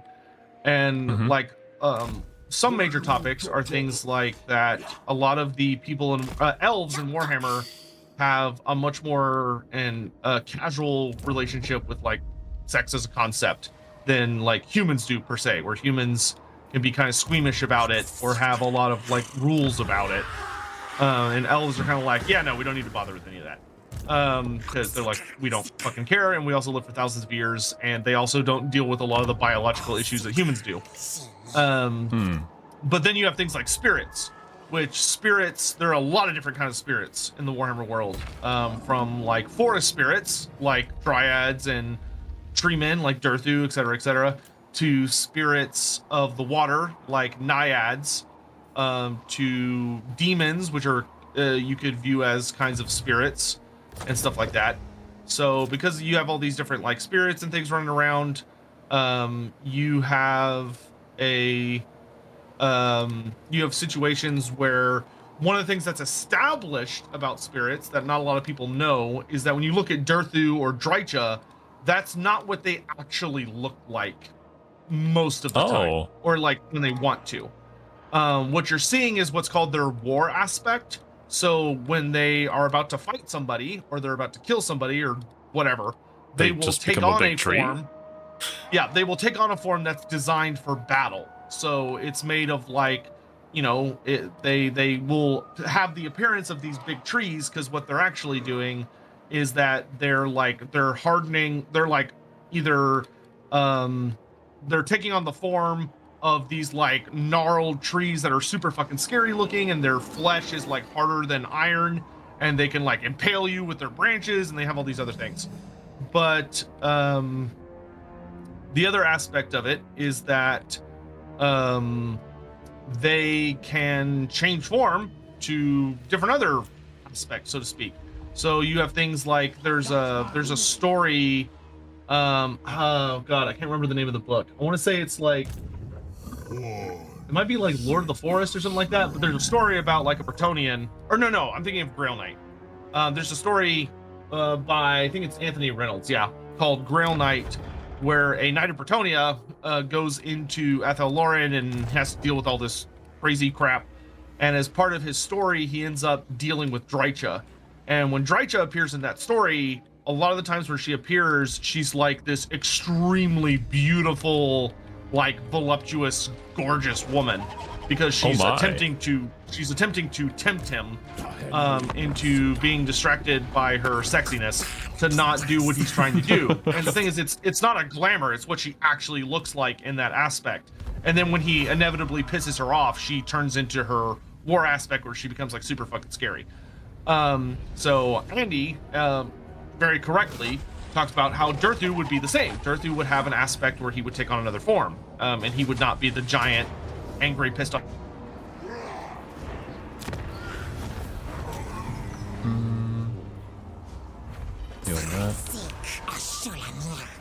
Sotek? Still there? Oh, sorry, can you still hear me? Yeah. Yeah. So the idea was posited that maybe the Everqueen back then had Durthu as one of her lovers, which is extremely possible, and something that we talked about a fair bit, because elves having spirits as lovers is also a established trope. I see. Like there are elves who have had like been lovers or even been married to like spirits of the rivers or spirits of the mountains, spirits of the forests, and like it's like Durthu's literally just another one of those. But when of course when we say that, there is a notable portion of the audience whose brains cannot help themselves but to go, someone was porking that giant pissed off tree, and it's like, no, that's not what we're saying.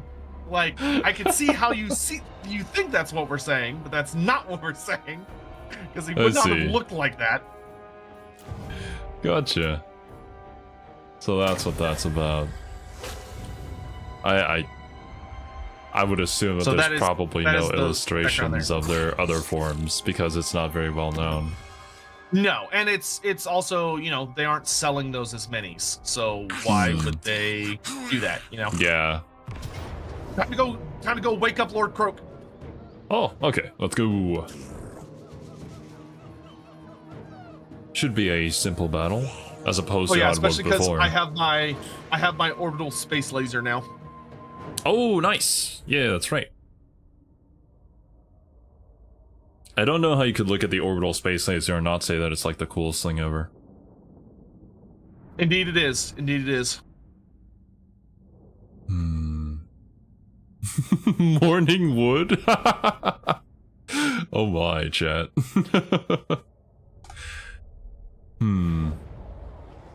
Can you ask Sotek which source mentions the tree man transforming? Because I only recall the tree man being in various wood-like states rather than somebody who ever had a human-like form.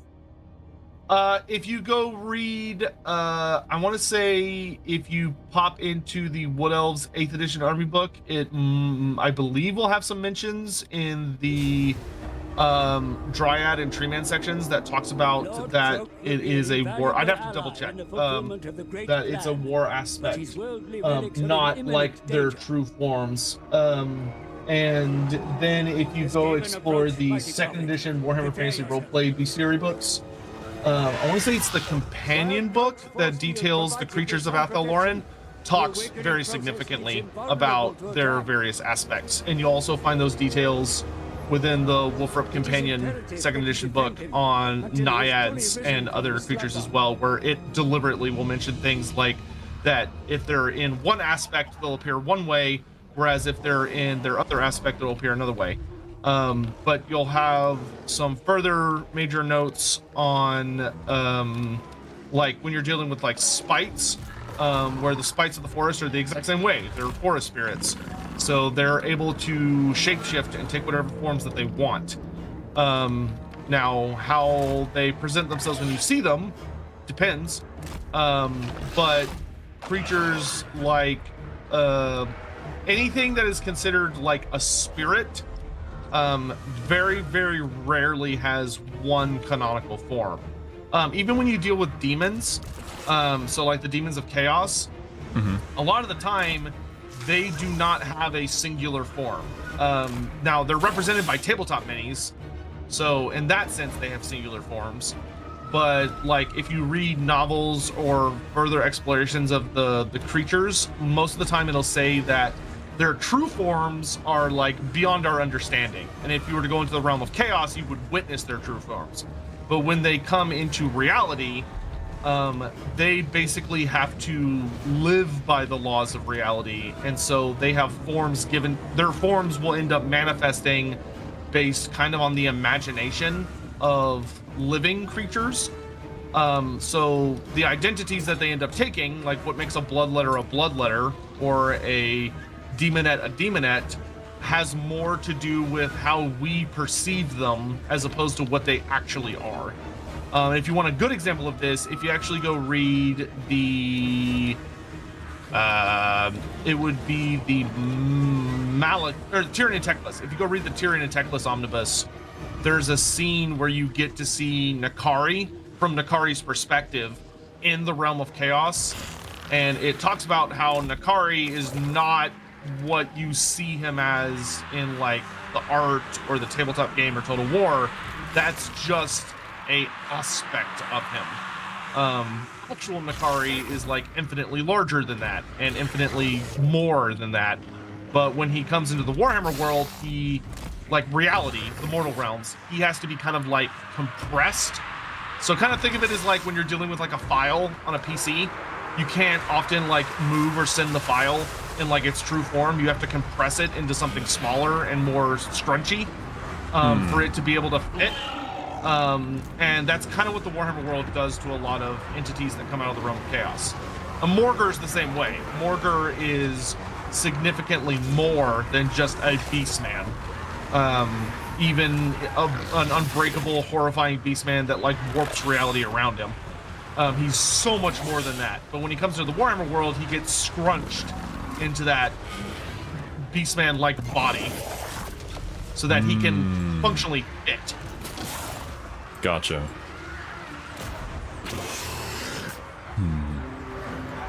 I see. So for, I guess you could say for most of Chaos, essentially, they're not how we actually see them. It's more like how we, I guess, think that they are, and so that's how we end up perceiving them? Only if you're dealing with a spiritual entity, or an etheric entity, actually would be the better terminology, an etheric entity. So like a demon, or something that originates from the realm of chaos / the ether / the warp.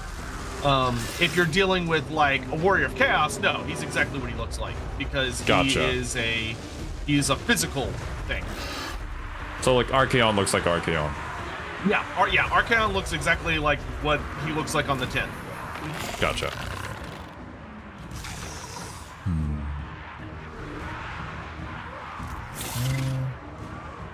Here comes the second wave. Alright. Actually, I've been meaning to ask you. I think... Oh yeah, you did react to the Skull showcase. Was there anything exciting there for you, in particular? I mean, Karanak was cool. I'm really excited for Karanak. Yeah. Mechanicus 2 is also gonna probably be pretty goated. The fact I that you can hope play as it the is. Necrons, I am so Yeah, in. I'm so dude, in.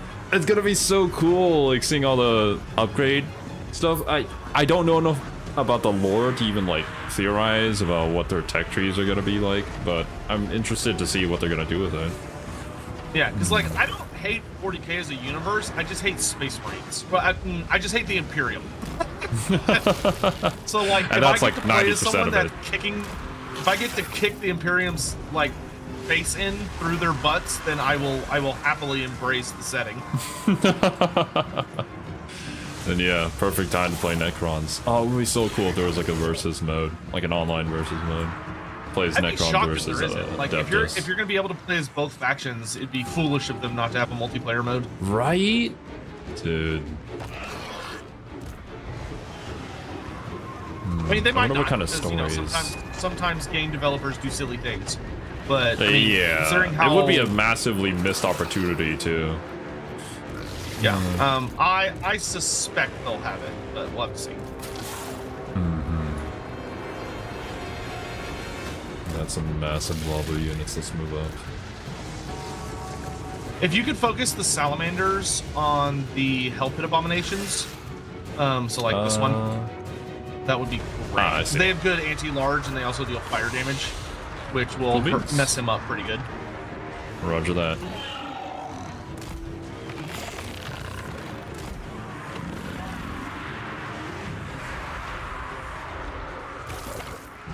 Drowning the rats. Uh-oh.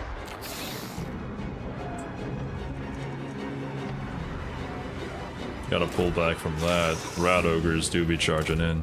No, I misclicked. Stop. Ooh, okay, Right. good. So can't split. Ooh.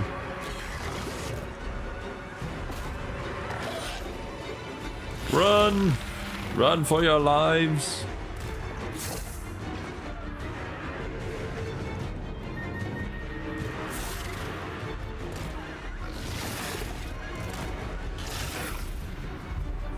Scar veterans on his way to save the day. Nice. It is super useful that like one unit can actually hold an entire squad. I mean, it's a Especially- big fuck off dinosaur. It better be able to.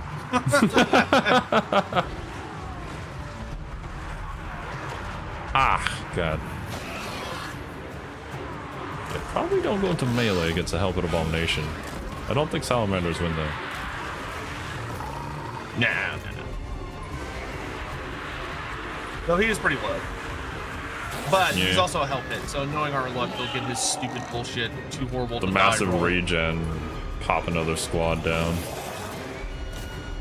Yeah, that actually is such a garble rule to deal with in tabletop, because it's not that he gets a boost of health when he's at low health, it's that when the model dies, it rolls and it has like a 1 in 3 chance that it just comes back to life. A 1 in 3 Which is- chance? Yeah, That which is... sucks. Yeah. That's quite a bit. I don't know. I would have thought it'd be like at least like a 1 in 5, 1 in 6.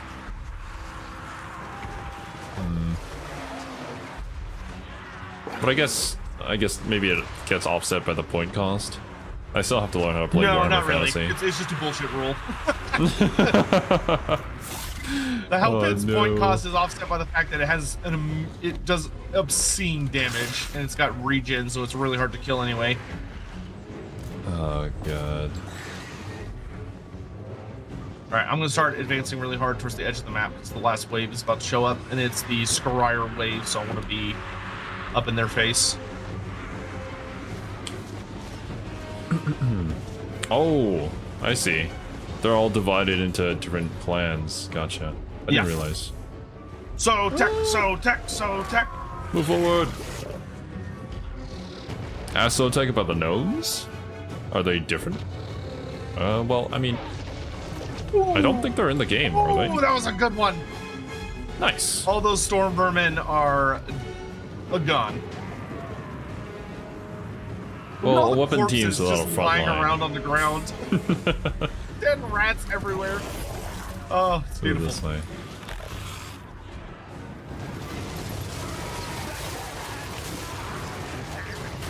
Classic Skaven victory.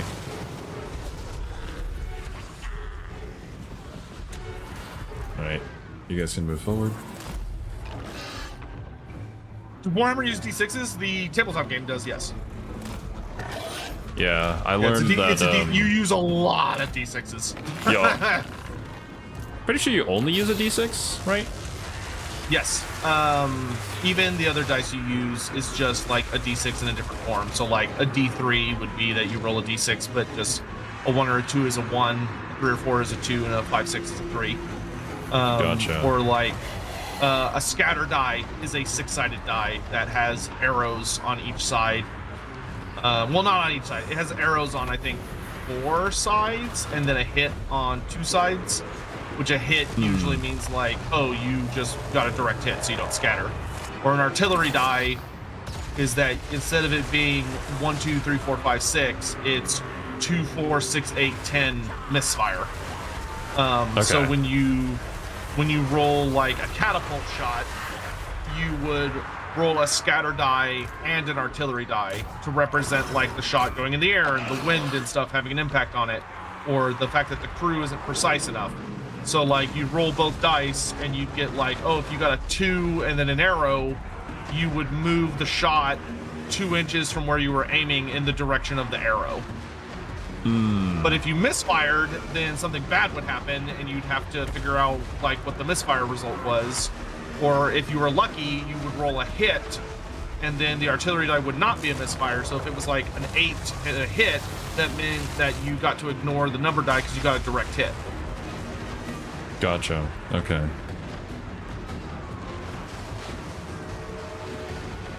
And there they go. I guess, oh, they sailed this one Doom Wheel. Just looking at that. But yeah, Chad is talking about gnomes in Warhammer Fantasy. Apparently they're kind of just forgotten about. What's the deal with that? They got brought back super recently. So like, the gnomes originated from like really early Warhammer. I like how Lord Croak hasn't even actually woken up yet, and we've already won the battle. We're already done with the battle, yeah. Like, dude's still asleep. But the gnomes are super duper duper old. I want to say they originated in like 1st edition, but like 3rd edition was the last edition. Was it 3rd, 5th, or 3rd? It might have been 5th. But like if you go way back, the gnomes were. If you took a dwarf army, you could take gnomes as your wizards.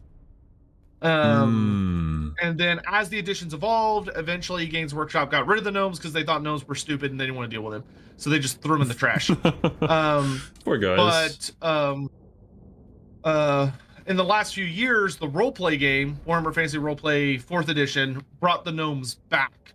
They brought them back in a book called Rough Days and Hard Nights. And then once the gnomes got back in that book, which Andy Law did a lot of the writing for that, or he was in charge of bringing them and leading the charge on that. So when the gnomes came back, they got a bunch of new lore and they got rewritten, and it explained like why they weren't around that often is because the a lot of them had been like wiped out, and the ones and they're very heavily infused with the spirit of Olgu, which is the lore of Shadow.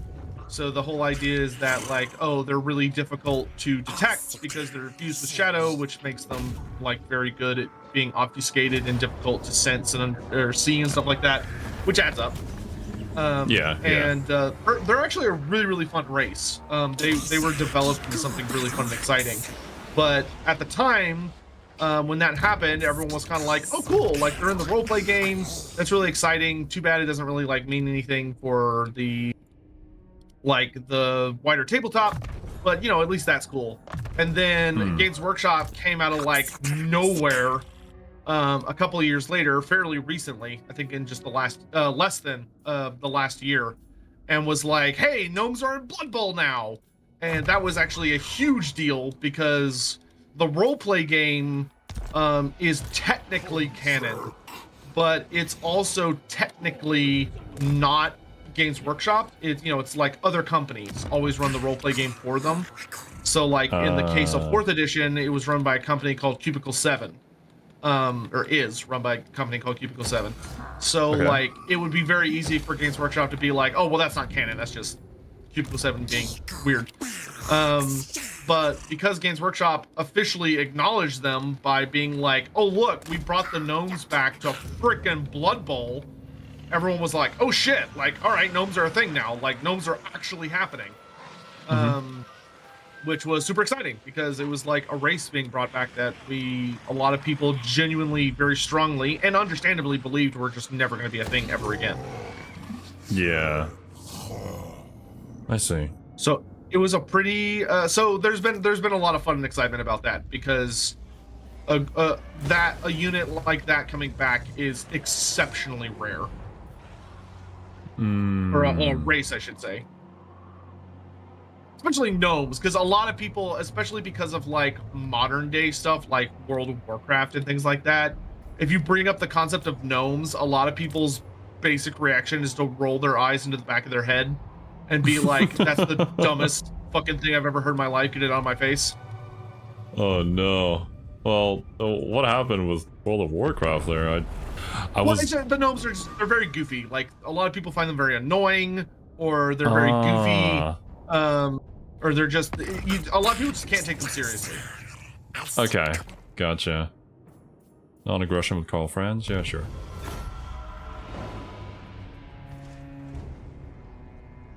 Blood Bowl is the true ending of the old world? No. I think Blood Bowl's canon is a completely different lore, right? Like it has its own thing. It's a completely different universe, though it is super funny. You want to see something really funny? Oh. Okay, what's happening? We got an ambush on Albric. And I still have my big Sotek ability, so we're just gonna hide and just unleash the Sotek power to just go straight down the ambush line. We're gonna see how much damage it does. Oh no. And they're all walking in a straight line. Oh. What happens when you walk directly into a serpent god's mouth? What will be the results? Let's find out.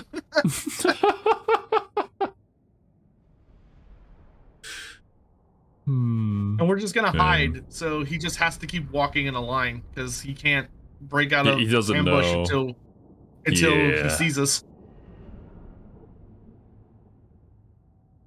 Oh, that's unfortunate. All you need is to look at the Blood Bowl orc cheerleaders. I've seen some of the funny ones. Actually, the orc cheerleaders are horrific. Oh god. Yes. I wish I hadn't seen them.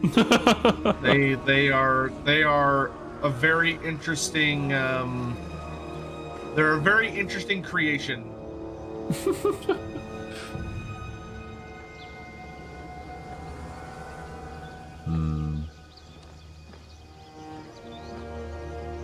Alberg is on a flying mount. There's kind of a little bend. Oh, he's kind of, yeah, it's like A, he's coming down a bend, and B, he's like pretty close to the exit zone. Yeah. So I think we will just outright attack him, even though it's not as fun. Is this random? Because like they start very close to the exit for an ambush. I don't know how the game determines like where to put them, especially because ambushes have been kind of squiggly over the years. Like it used to be that they would be heading towards the wrong side. Like now at least you head towards the exit, which is what you're supposed to do. It used to not be that way. It used to be that your guys would be heading running away from the exit. Direction. Gotcha. Yeah, it would be backwards. That was super annoying for a while, but they finally fixed it. Okay, he's got a ton of knights, so it's gonna be better for us to fight him in the forest. So I guess we'll just hang out in this forest by the exit. Okay. We can just chill. I just gotta zoom in enough that I can see inside the damn trees. Yeah. Let me see. There should be an option that kind of helps, but like if you hold down spacebar, it like makes it a little better, but not really. Yeah, it gets rid of some of the leaves, but still kind of difficult. Yeah. Well, if you have hide foliage, it'll like completely get rid of all the leaves. So like it does make it a lot better, but it's still not like perfect because it does leave all the actual like trees. Yeah, the trees are still there, which. Oof. And you have to be rather zoomed in as well. I can say, as a potato PC user, the hide foliage does not help on the lowest possible graphics settings for some reason. Because it just shows like a really low res texture of the leaves that still blocks view. I could see more on ultra settings than I do on the lowest. Ugh. Alright, I'm gonna put you in charge. Let's see, why don't we do... If you can handle these guys and try to keep them just shooting while a safe distance away from getting charged and stuff, that would be sweet. I will try. They do have knights, so they will close the distance quite fast. But yeah, just try and stay in the forest. That'll make it a lot easier. Alright, yeah. I imagine he's gonna see us pretty much immediately, but we're gonna wait and see. This is actual lizardman tactics right here, okay, bursting out the junk. Okay. Oh god. Yeah, because unfortunately, a lot of my units can't hide because you know they're like flying or big monsters. Yeah. But Albrecht is gonna get bodied because I have the Colossadon hunters and they are goated. Colossadon hunters. They're the Regiment of Ripperdactyl riders. I see. They deal so much damage to flying targets that it is just obscene. Though cannoli. Albrecht's actually salamanders. Keep them up on them pretty good.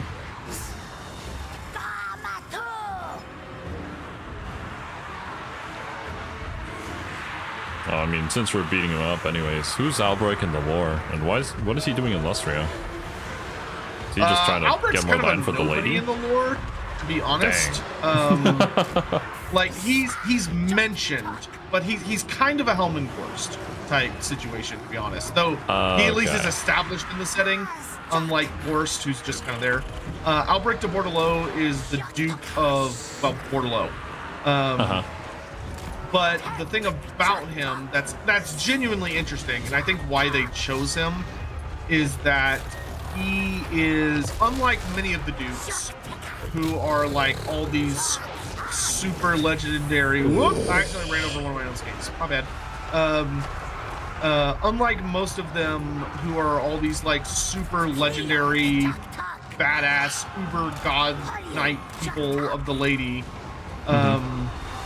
Albrecht never got to go on the Grail quest. He wanted to go on the Grail quest, but due to the situation of Bordelot, which was that like his father, if I remember right, his father died notably young, so he had to kind of take over Aquitaine much earlier than he wanted to, where like a lot of his fellow dukes, like their fathers lived to reasonably good ages, or they were given the dukedom at an appropriate age at least, so they got to go off and do their Grail quest.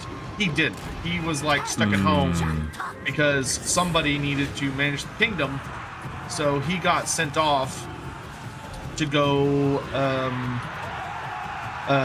He had to deal with, actually ruling instead of getting to essentially go off to party and like go on an epic quest to seek the Grail. So he never got to take the Grail vow, because if he had done so, he basically would have been giving up control of his dukedom, and his family would have lost control, and he, it would have been like given to somebody else, and he just couldn't allow that. So he stayed home, and he's notably as a character rather bitter about that he didn't really get to go out and live this kind of universal experience that you tend to see among the dukes. So because of that, he has a very unique perspective where he is always eager and looking for an opportunity to like prove himself to the Lady of the Lake by defeating some great monster or pulling off some amazing thing. But he spends a lot of his time just dealing with life in Bordelot and being a from most sources, being a pretty decent dude, but just not a very exciting one.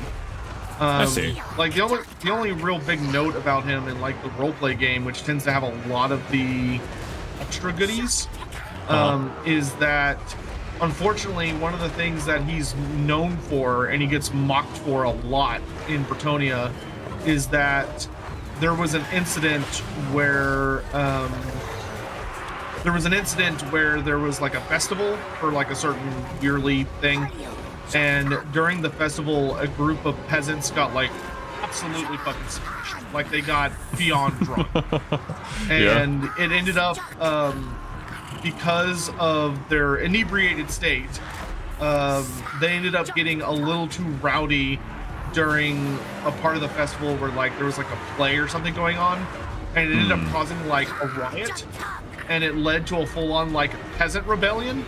So like the peasants started like rebelling against the nobles because everything got so out of hand, and it ended up resulting in like a lot of peasants getting killed, and it was like a super public affair, so it made Albrecht look really bad. So a lot of people talk shit about him behind his back about the fact that he can't control his peasants. Bruh. And not being able to control your peasants in Bretonian society is like, yeah, you can't control your poor people. Not fit to be a noble.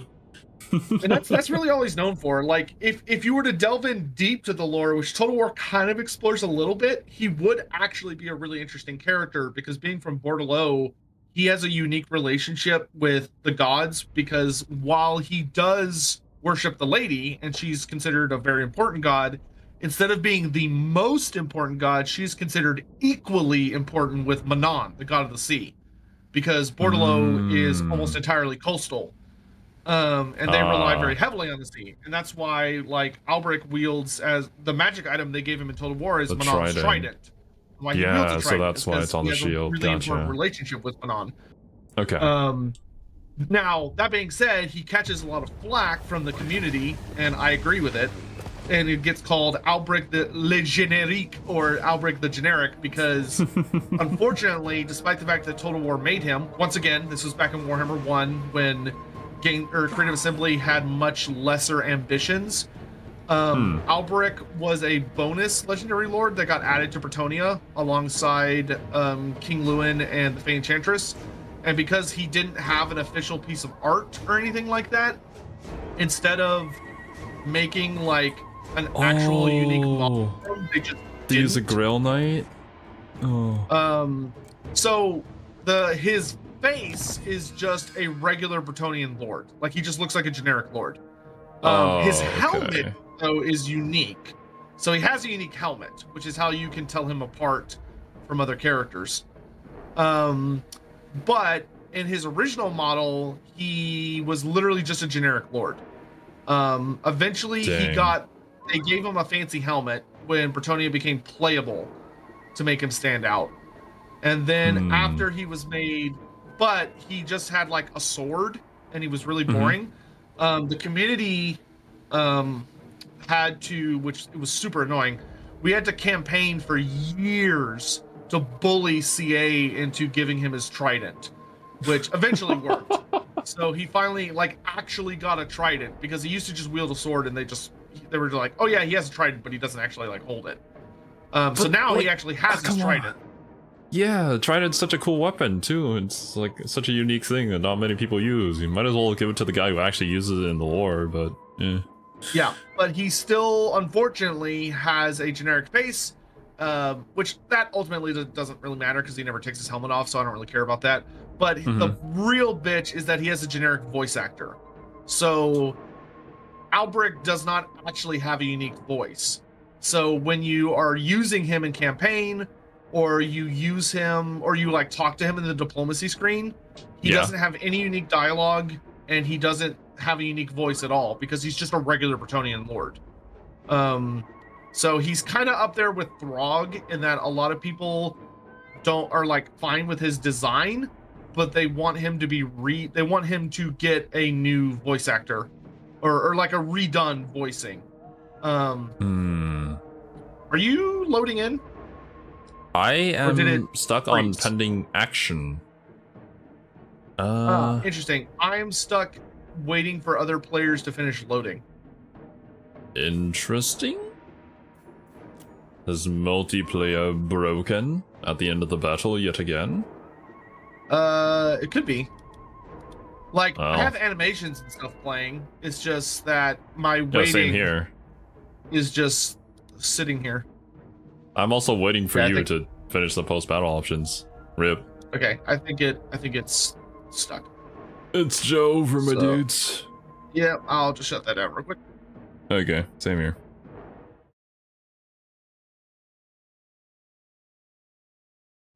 Oh, good God. Stupid garbage game. It's such a good game when it works. Yeah, when it works. Well, it's just the multiplayer a lot of the time. Yeah. Haven't run into any problems in the single player. Oh, though. nice. I did quick save right before that fight, and I'll just auto resolve it. I just awesome. wanted to do it for fun. So Nice. yeah, we'll lose literally 0 time. So that's good. Yeah, unfortunately, we didn't get the Sotek spell off, but yeah, it wasn't gonna work anyways because of how close they were to the exit. God damn it. I did use it, but I ended up not hitting as many units as I would have liked, and I also hit one of my own units, which was a big oops. Well, maybe they were glad to be food for the snake god. I mean, I don't think they would complain about it, but I don't think they would be glad about it.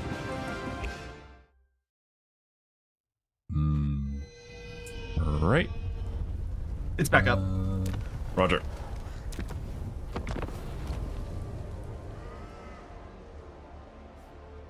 Waiting, refreshing. There it is. Ready. Cool. I don't have to download anything anymore. That was weird. Yeah, you just need the file. Oh, yeah, no. It's because I got a new PC, so yeah, I didn't have the file. Gotcha.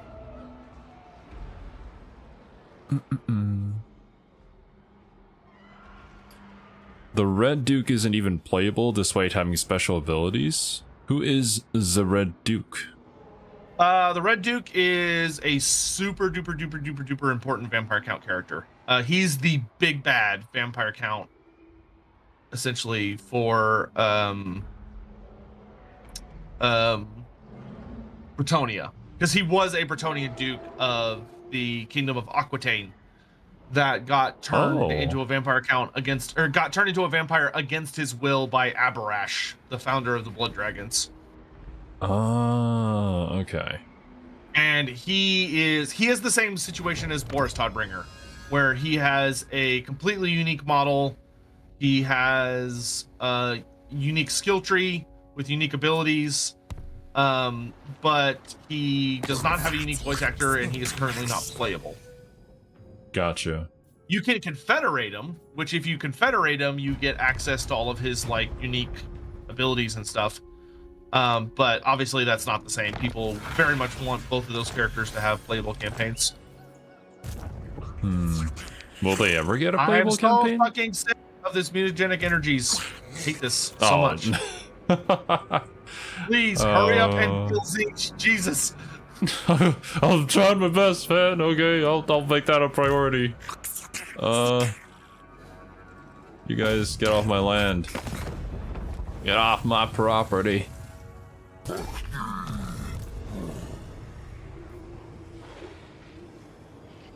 And you're gonna run, and I'm gonna catch you and make you into a burger.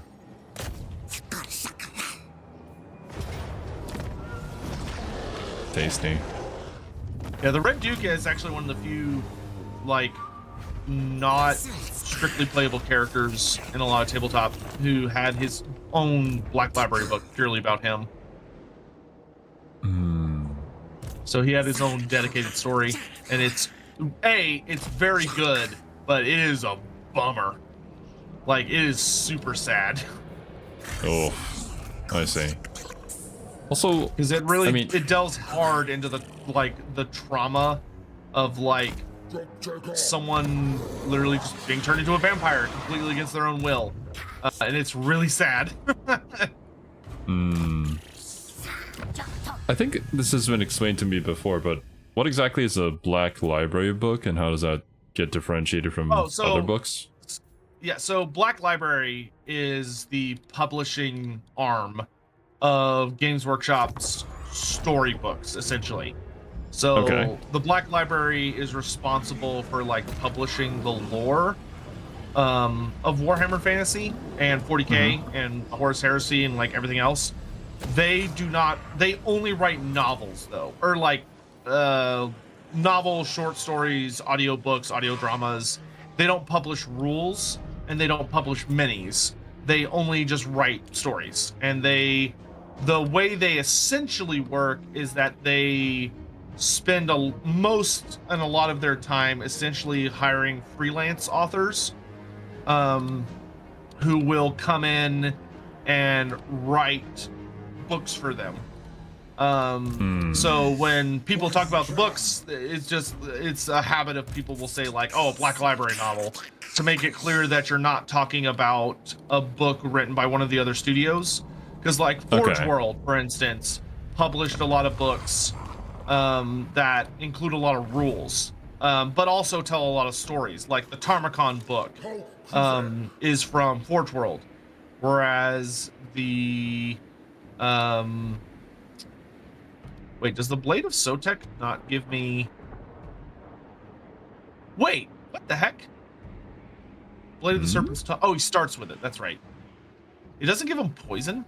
Oh, it gives. Oh, it does, but only in battle because it's an ability. Oh, that's weird. All right. Anyway, sorry, I got distracted. But dang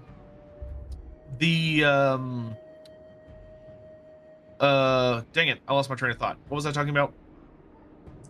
We were talking about Black Library books and publishing them. Oh, right. So, the thing with the Black Library is that they just did like novels and all those kinds of things, whereas like if you were talking about like, oh, I want to talk about this book that was written for Warhammer Fantasy, you could be talking about the Army book. Like a lot of the lore that I talk about is from the Army books, which also included like rules for all of your minis and all this other random stuff. And then there were things like you might talk about the like the roleplay game, which the roleplay game is also by a completely different set of authors, because the roleplay game was mostly focused around depending on which edition, was written by different publishing companies. So whenever you're talking about all these different things, it usually helps to include notes about like, oh yeah, we're talking about a book by such and such company, to kind of help narrow down like what exactly the purpose of the book was. I see. So that's why you gotta add that on. Gotcha. Chat wants me to ask about the fight between Marcus Wolfheart and Torox. I think other people were talking in chat as well that it was a very clean fight that ended very quickly. Yeah, I mean, I wouldn't say there's like a lot to say. Marcus Wolfheart was present in the end times at the Battle of Altdorf, or I should say the Fall of Altdorf, which was this big epic battle that ends with Altdorf being essentially destroyed. Like they win, but even though they win, the city gets like so horribly hammered by the forces of Nurgle that like it's like, oh yeah, we won, and then like you look behind them and like everything's on fire. Yeah. So like, yeah, can't call that a victory. You technically won, but like, you know, there's not really much at what left. cost? And so during the fight, pretty early on actually in the fight, when the Beastmen are the forces of chaos, which have Beastmen as part of it, they're essentially trying to break into Altdorf and break through the gates and stuff. And Torox the Brass Bull shows up alongside the Beastmen forces and is like this unstoppable juggernaut. And pretty quickly, he gets spied out by Marcus Wolfheart, and Marcus Wolfheart just shoots him in the throat and kills him because Torox has that really big weak spot. Yeah. is really difficult to hit because he's constantly on the move, and like any other part of his body is, from a lore standpoint, is like indestructible. So Wolfheart, being like the super badass uber archer that he is, just snipes him in the throat and kills him. Well, Torox's lore, how did he get that kind of body in the first place? Because that's very different from the other beastmen, yeah? Yeah, it was a gift from Khorne. So Torox went on. Torox was always kind of like a big bloodthirsty maniac, but he went on one especially massive rampage where he slaughtered so many people, and I think like humans, beastmen, dwarves, like just literally anything he ran across. He just went into this big frenzy where he killed everything that he could find, and he literally fought until he died. Like he fought until he died from exhaustion. Like he killed so many people that there was like a river of blood running like down this trail in the forest because he murdered so many freaking people. And Khorne was like, it's really impressive.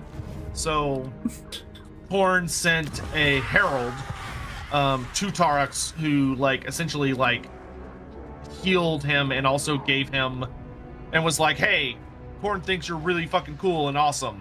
And as Torox was getting up, Torox, being Torox, instead of being like, oh my god, it's like a representative of my god, like I should be really like, I should like be like, oh my god, you're like a representative of Khorne himself, I should be really respectful and whatever. Torox gets up, and the first thing that he does is he bites the Herald of Khorne's head off. He just kills it, which the most Khorne respectful way, Khorne probably thought was hilarious, but the demon did not think it was very funny. So instead, for obvious reasons. Yeah, so the demon does what he's supposed to do, of that he gives Torox the blessing of Khorne, which mutates Torox until so all of his skin becomes made out of this impenetrable brass. But the demon, out of spite, purposefully leaves a flaw at the base of Torox's throat that if anybody were to hit him there, would essentially just insta-kill him. But he's not aware of it, right? Well, he's aware of it, but Torox isn't really like the thinking type. Yeah. Just kind of goes. I see. So it's basically just his Achilles heel, probably based off of that. Leave me. Torox is essentially your Achilles trope character. Gotcha. I would say that is a very accurate way to perceive him. Drohol Demon Tamer. Yeah, well, we can do this. Okay. Hang tight, Sotek. Flaming Chicken Man will be dead in like 20 turns. 20? Good lord. I mean, this man's everywhere. He is, it's he's true. probably got the entirety of the south here, and all the high elves down here are dead. Who starts here? Teclis? Teclis is dead. Oh, and like, so, yeah. Well, Teclis is usually like more up here. I mean, he might be dead, but he's a little further up. Oh, really? That's usually where I see Skaven, though. Yeah, but Teclis is over there, I think. Okay. I think that's right. I always see him start in the Fortress of Dawn. Maybe he does start in the fortress. I might be thinking of his old start position. Oop. Oh yeah, that was his old start position. Losing occupy. There we go. So I'm thinking of the I was thinking of the Immortal Empires movie or video that they put out that like shows everyone's start positions, but I forgot that Teclis got changed. I see. Come slippery. I'll tell you that's a faction that I think heavily needs more goodies, are the basic high elf characters. Like the Lizardman characters may not be super exciting, but a lot of their like abilities are really powerful. But like Tyrion and Teclis are not only boring but also have terrible faction abilities, in my opinion. Oh no. I have yet to play the High Elves, but I have heard people talking about how there should be like an update, maybe, or maybe in a different game. Some of the I High Elf characters are completely fine. There are some basic mechanics to the faction that need some updates. Like they have a diplomacy mechanic that it functions, but it's not super great. It could definitely use some tweaks to make it a little bit more exciting. Because it basically just allows you to manipulate the diplomacy of other races, but instead of it being like Zinch, where you're able to enforce specific like diplomacy acts, instead what you do is you just influence their diplomacy rating. So you're like, oh, you can make these two factions not like each other as much, or you can make these two factions like each other more. So you make them very friendly towards one another or really hate one another, but you can't actually like force them to do anything. Like you can't force them to do peace or force them to do war or force any kind of pacts. Where in Warhammer 3, they ran ahead with the idea that, okay, yeah, no, you should be able to force diplomacy.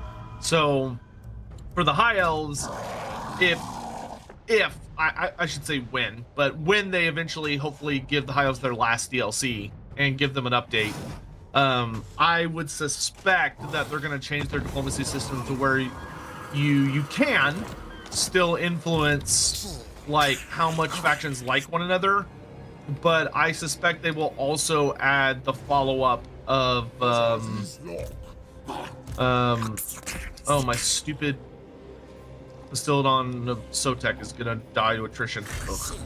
But I suspect they're gonna follow it up with like if you could manipulate factions into liking each other more, but you can also force them into certain kinds of diplomacy arrangements, because that would make those factions like a lot more interesting. That mechanic, I should say. Because the mechanic that you described basically just sounds like Karl Franz's Imperial Machinations thing. Well, yeah, that's exactly what it is. Karl Franz basically stole their mechanic. And then we also got the recent Empire update. You know, he's at least got his Empire or his Elector or his Emperor edicts to make it, you know, a lot more interesting. Whereas the High Elves literally just have that other system. That's it. That's all they got. I see. Which is pretty boring.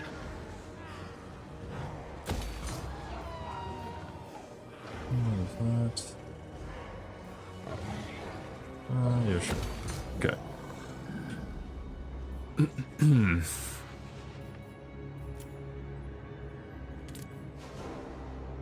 I think another issue I've seen with some campaigns is that their short campaign victory can be like very, very different in terms of difficulty to achieve. Like, I think Tyrion, he starts in Ulthuan, right? But he's got to go and defeat Nagaron of all factions. Like, they usually become a massive superpower. So they're very inconsistent, where some of them are designed to be thematic, where others are designed to be like realistic to achieve, where they're like, oh, like if you look at them, you can very quickly tell if they were designed from an idea of like, oh, who's like the nearby enemies to this faction that they need to beat, versus, oh, who's like the lore accurate enemy. Which, when they do like the lore accurate enemy ones, those ones can be significantly harder to achieve, and are often like torturous because of that, where it's like you have to jump through so many damn hoops in order to get them, which, you know, nobody wants to deal with that. Yeah. I mean, considering I think for the few people achieve long campaign. Yeah, like I could see for the long campaign, it's fine for them to be like, oh, we want them to be kind of like story accurate. Like, all right, fine. But I think the times where they're like, oh, we want to make it where it's like lore accurate for the short-term victory, and then in addition to that, it's also like extremely time consuming. It's like nobody wants to deal with that crap.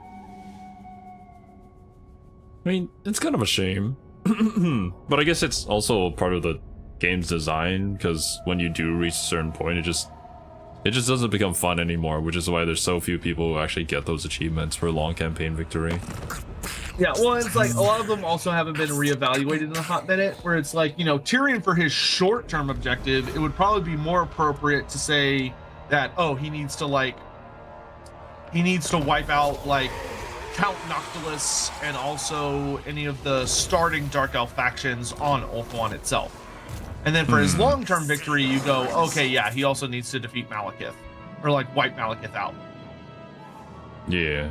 Like Malekith as a starting enemy is like, that's just very time intensive. Yeah, and Nakari, yeah. So yeah, like Nakari and Count Noctilus would be his good starting enemies. That does make sense.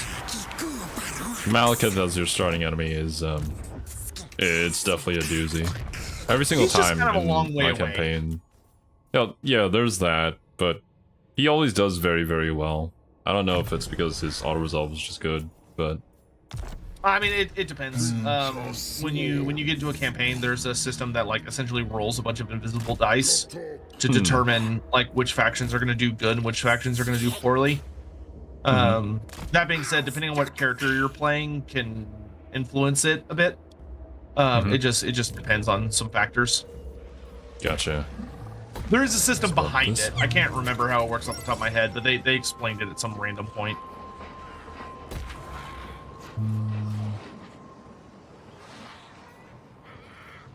Control. Yeah. That.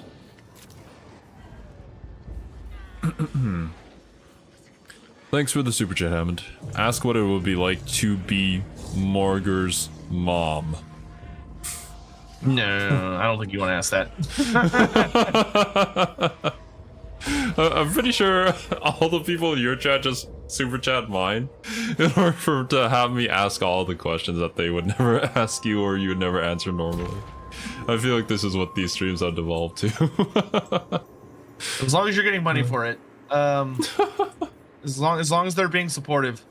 Oh man. I mean, the simplest way I would say it is that, yeah, imagine if you had a baby who's in your body, whose whole gimmick is that when he's in existence, he super horribly mutates everything around him constantly without end until it's like a chaos spawn of like a horribly mutated beastman or just a corpse.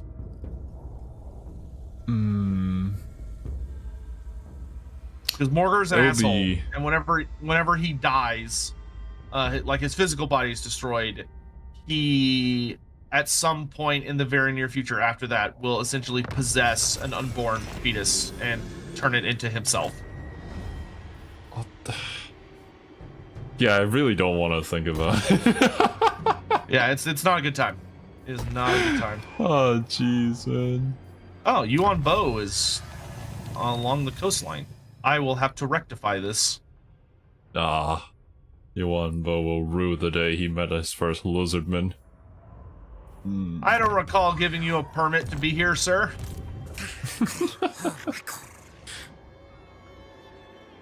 Okay, Skull Carver. Oh, the Slanesh faction is still alive? Okay.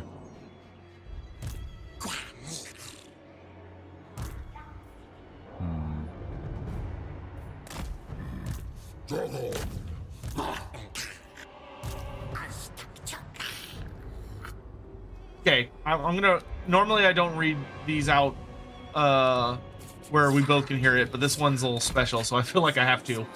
Ooh, Hope Total okay. War Warhammer 3 gets to collaborate with either Honkai Star Rail or Black Souls or Guardian Tales.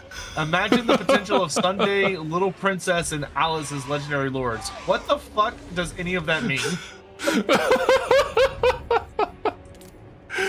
Okay, Sotek, you're not a gacha gamer, are you? No, I respect my wallet so that it respects me in return.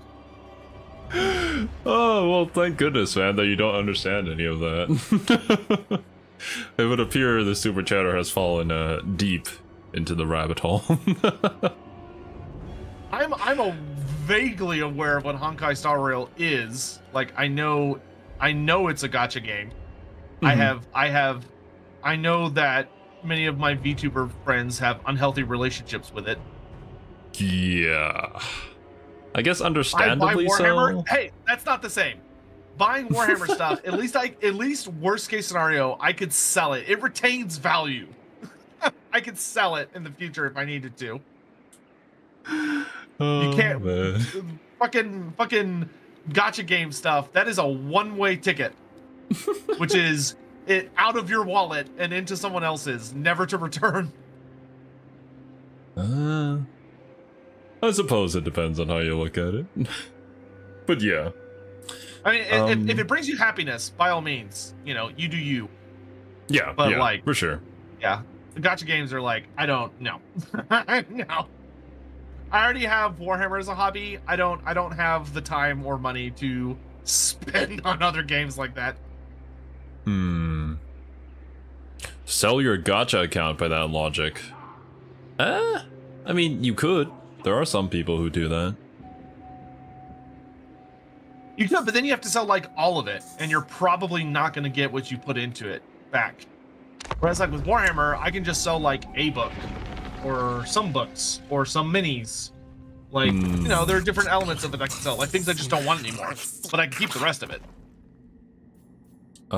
Tic-Tac-Toe wants a military alliance. Okay, yeah, do sure. it. Ideally, we'll confederate the other Lisbon factions. Yeah, hopefully. Then we can all go on a crusade against the rest of the entire world.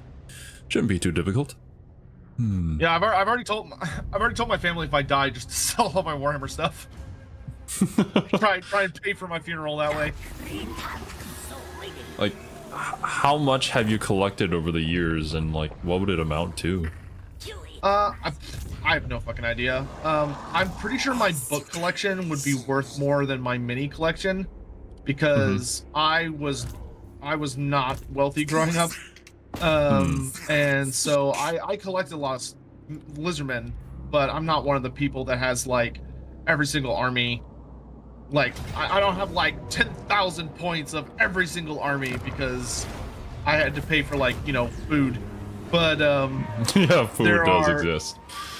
yeah, there are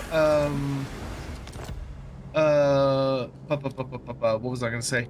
I did actually used to have a lot more minis from like different ranges. Like I had Tomb Kings, Dwarfs, Empire, and Orcs and Goblins, and Warriors of Chaos and Skaven. But when I was in college, to say that I was financially struggling is an understatement. So I ended up selling a lot of my models. That way I could afford like school. But if I were to sell all my books, I don't know actually. Like on one hand, I don't know. There might be people out there that are like, oh, it's Loremaster of Sotek's personal books. Oh, I really want these for some reason. Or there may be people that look at them and are like, oh, these books have clearly been opened and used on a regular basis. Look how horrible that is. They're not collectors worthy. Like, they're garbage. So I don't know how I would evaluate people's value of the books. But I do have a fair number of like really rare books that I know some people would like. You know, I have like the Tarmacon book, which sells for a horrific amount of money. Much to the irony, in many people's opinion, of that, when the book was actually like printing, it very quickly was selling for like dirt cheap because not a lot of people were getting like the minis and stuff. So they were like, this book's clearly not going to be worth anything. Whereas nowadays, like, you're lucky if you can find the book for like under $400. If you can even find it. Gotcha. Post. Atrocity.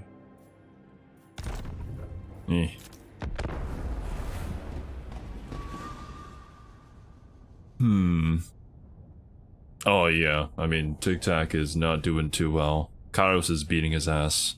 I mean, we are taking Kairos' home from him, so we'll double back that way anyways. Hopefully he'll be alive when we get there.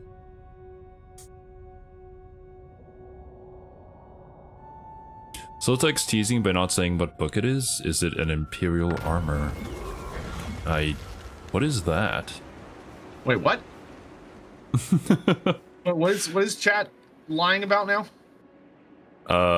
They were referring to the book that you were talking about, that you have. Is it an Imperial armor? I don't know what that means. Oh, I was just talking about Tarmakon, but like I have some other books that are also relatively rare. Like, yeah, so the book they're referring to is it's called oh my god, I can't remember what those books are called. They're called Uniforms and Heraldry. Yeah, Uniforms and Heraldry. Oh god, the most painful thing about Warhammer, honest to goodness, is that the people who were in charge of creating and writing the books at Games Workshop were like full on hit their stride in 8th edition. Like they were just like so big brain and genius that they were creating literally the best books that we ever saw for the entire series, like Tarmakon, the Monstrous Arcanum, the Storm of Magic, and the Uniforms and Heraldry, which Uniforms and Heraldry, along with many other books, was meant to be a brand new series that was going to bring a lot of cool new ideas and lore to Warhammer. And the Uniforms and Heraldry series was that they were these small books. They have a good amount of pages, but they're like physically rather small. Like they're half as big as what you would probably expect. That have a bunch of gorgeous artwork and really fun lore in them that talks all about how like the different factions are dressed or designed, because it's Uniforms and Heraldry. So it's literally like, oh, if you're playing like a Clan Skarier army, here's what all the different like units would look like in Clan Skarier colors. And here's some lore about like famous units that are part of Clan Skarier.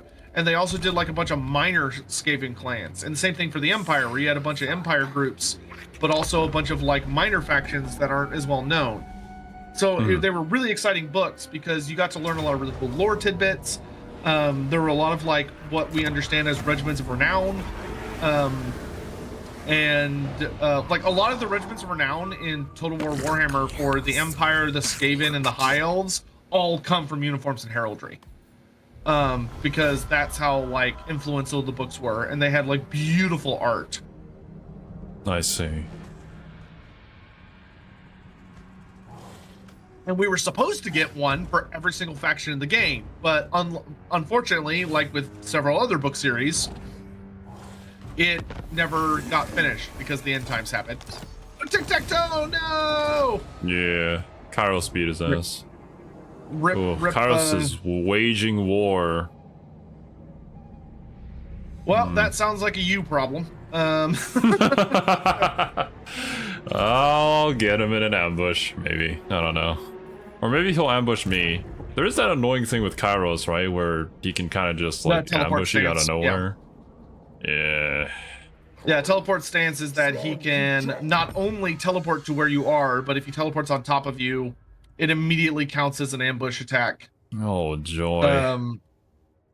Yeah, it's super garbo, one might say.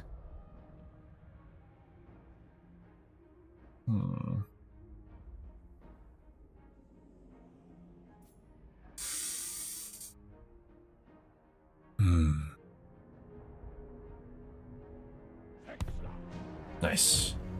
Okay. Slowly approach this Prince of Apostles. Who is Smeargel? Smeargel? I have no idea. But thank you for the super chat, Hammond.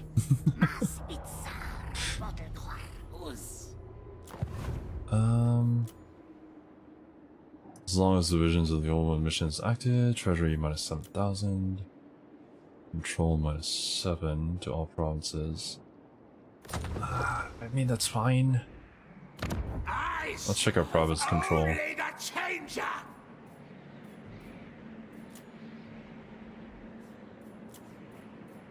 That is not good. We're going to war! Okay, let's do this. I mean, you are cleaning up your side, but how many territories does Kairos have? Yeah, he has one all the way over on the east side, too, of the old world. Wait, is this the old world? I think so, yeah. Distribute banners!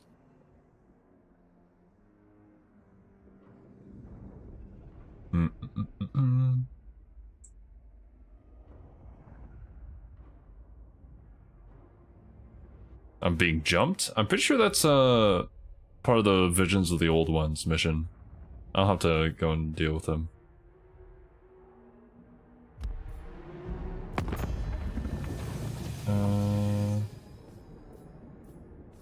Where is he? Why am I even in the screen? Let me just click on him.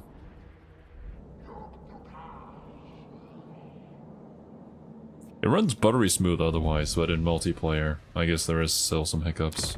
Leave me to my league of scour. Kairos has 17 settlements?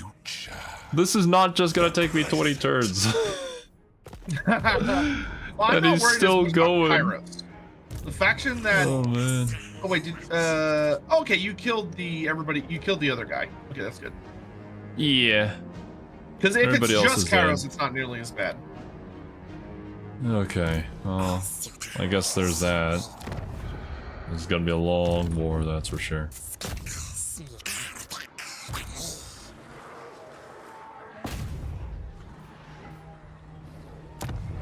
Cohorts out this problem.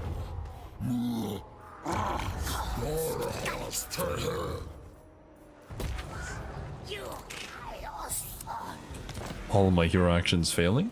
Love that for me.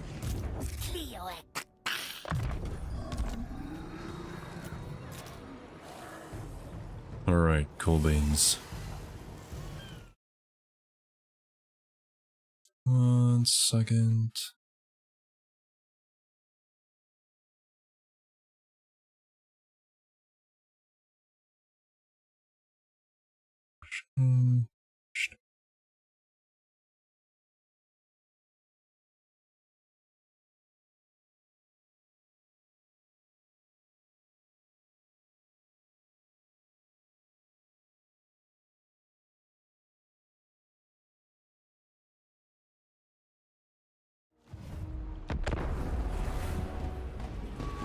Yeah. Well, I mean, usually in my games, Kairos does pretty well, to be honest with you. I think playing as him, dealing with Oxiol is kind of an issue, but AI Kairos just kind of crushes it in my games.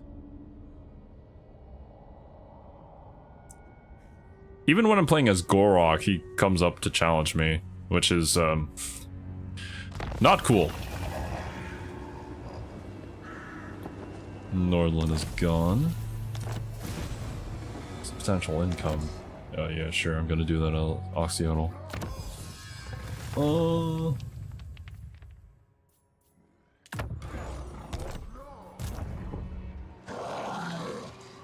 I do not think so. Can I take out your army? I feel like you're strategically positioned there so you can retreat. Yeah, thought so. Well, not like you can run anywhere. Never mind. Die.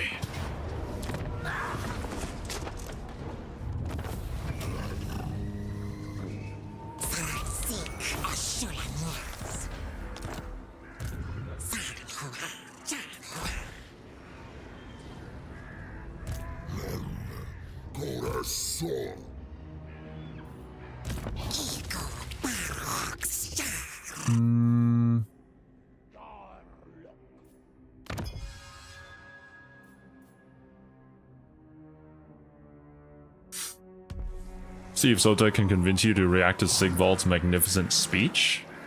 Isn't Sigvald the narcissist guy?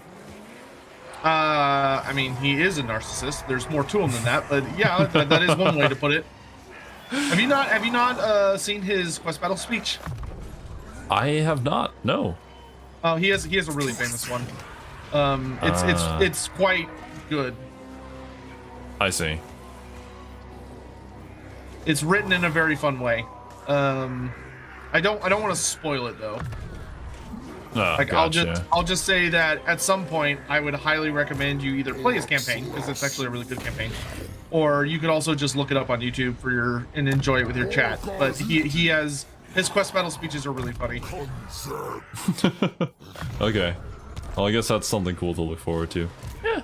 Well, you can definitely try out his campaign at some point. There's so many factions. I have no idea how I'm gonna get to all of them. Yeah, we're almost to 100.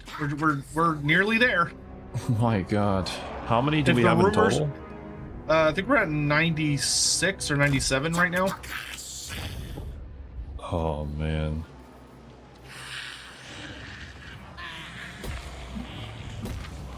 The truly crazy part is that's just like playable factions. Because I mean, if you include like the Red Duke and Boris, that's another 2. Oh yeah, all the others. They're just not could playable, potentially be added. Mm-hmm. Sorry for the spoilers, but I have heard about Cool's fate in the latest Dawnbringer book. No, I haven't yet, and don't tell me. If you say, I will ban you. I would like to read it for myself. Thank you very much.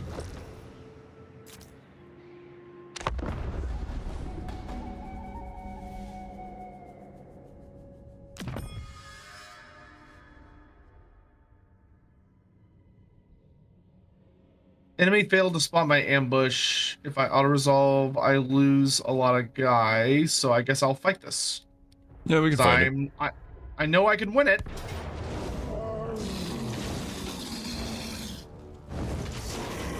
Yeah, that is not an army. Just a bunch of peasants.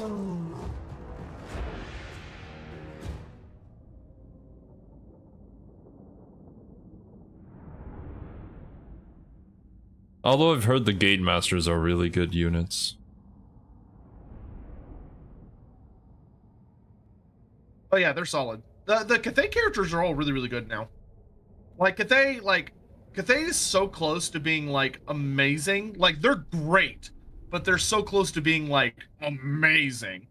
If they just like make Miao Ying and Zhao Ming's campaign mechanics a little more exciting, and also give like rework or make the caravans consistent with the Chaos Dwarf caravans, like as far as like how fun they are, and like the fact that you get like unique units and all the other stuff. If they like fix that element, then they're gonna be like an absolutely amazing campaign. Like they're already extremely good and really fun. It's just that the initial 2 characters are just a little samey. Like there's not really a lot of difference other than like just start position between them. Gotcha. Here, why don't you be in charge of... If you will take these guys, and you will just go run over anything and everything that's in front of you, that would be great. Sure. Yeah, I can just send them in. Yeah, just go run shit over. That's all you gotta do. Okay. Just make sure to keep the chameleon stalkers with them so they keep their skink buff. Ah, yeah, that's right. Alright, here we go. Let's go.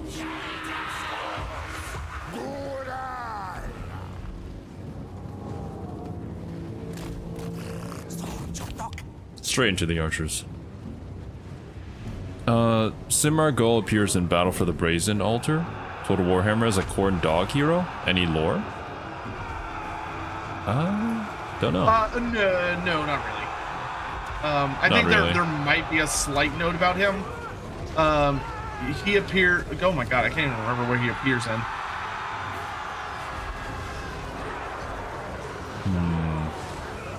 I see. I know he appears in somebody's campaign. I'm just struggling to remember which one it is. I want to say he appears in the intro campaign, or the prologue. He might be from something, but it's fairly minor.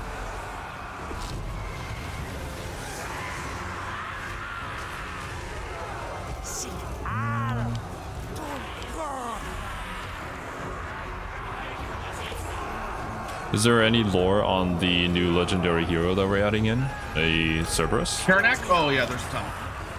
Nice. Karanak is a very big deal because he's Korn's personal hunting hound. So his whole thing is that he hunts down individuals who have either insulted the blood god in some way or who have proven to be. He basically hunts cowards. So the idea is that if somebody particularly insults Korn, but like refuses to meet Korn in open battle, Karanak hunts them down and kills them, and then brings their skulls to Korn. Gotcha. But a lot of the big things about him, I mean, the scary thing about him is his 3 heads, because they each have a purpose. They're not just there for aesthetics. Ah, okay. Because the one of his heads can track his prey across space. So no matter where you go, it always can smell you and knows like where to go to get to you. So even if you were to like cross the entire world, or you were to go into like an alternate dimension, or you were to like do some other like really bizarre shenanigan, it would always know where you are and start and is like heading towards your location. Another one of its heads tracks you through time, so it can always smell where you are in the like the time stream of the universe. So if you're like a wizard or a demon or some other creature that can move through time, even if you were to go back in time or you were to go forward in time, Karanak can smell you and he knows where you are and he can track you. So like he will follow you through time to wherever you escape to. And his last head can hunt you in the mindscape and can hunt you in your dreams. So anytime you fall asleep or meditate or do anything where you're like retreating into your own mind, you will find Karanak hunting you there as well. So like, Jesus. So he's kind of a triple whammy of he'll exhaust you because he's constantly chasing you physically through physical space. So you're always running away from him and trying to get away from him. And then if you try and use time shenanigans to escape to like a different timeline, he will easily just follow you to wherever you go because he's a demon and time means nothing to him. And he can figure out which time you're in by just scent. And then furthermore, he can track you in your dreams. So while you're running away from him, doing any shenanigans possible to get away from him, anytime you get so tired that you fall asleep, he's there. Oh, and he's like Freddy Krueger, where if he kills you in your dreams, he'll literally kill you in real life. Bruh. That is one effective hunting dog. No wonder why he's the favorite. Oh yeah. Yeah, he sits at the base of Korn's throne, and whenever Korn gets like skulls or trophies of people and he thinks they're unworthy to be placed on the skull throne, he throws them to Karanak, who feasts on them instead. Lovely. People in chat do be saying that Karanak in fantasy better than Karanak in 40k. Do you know the difference? I mean, no one's surprised. I don't know what Karanak in 40k is like. I just know what he does in fantasy.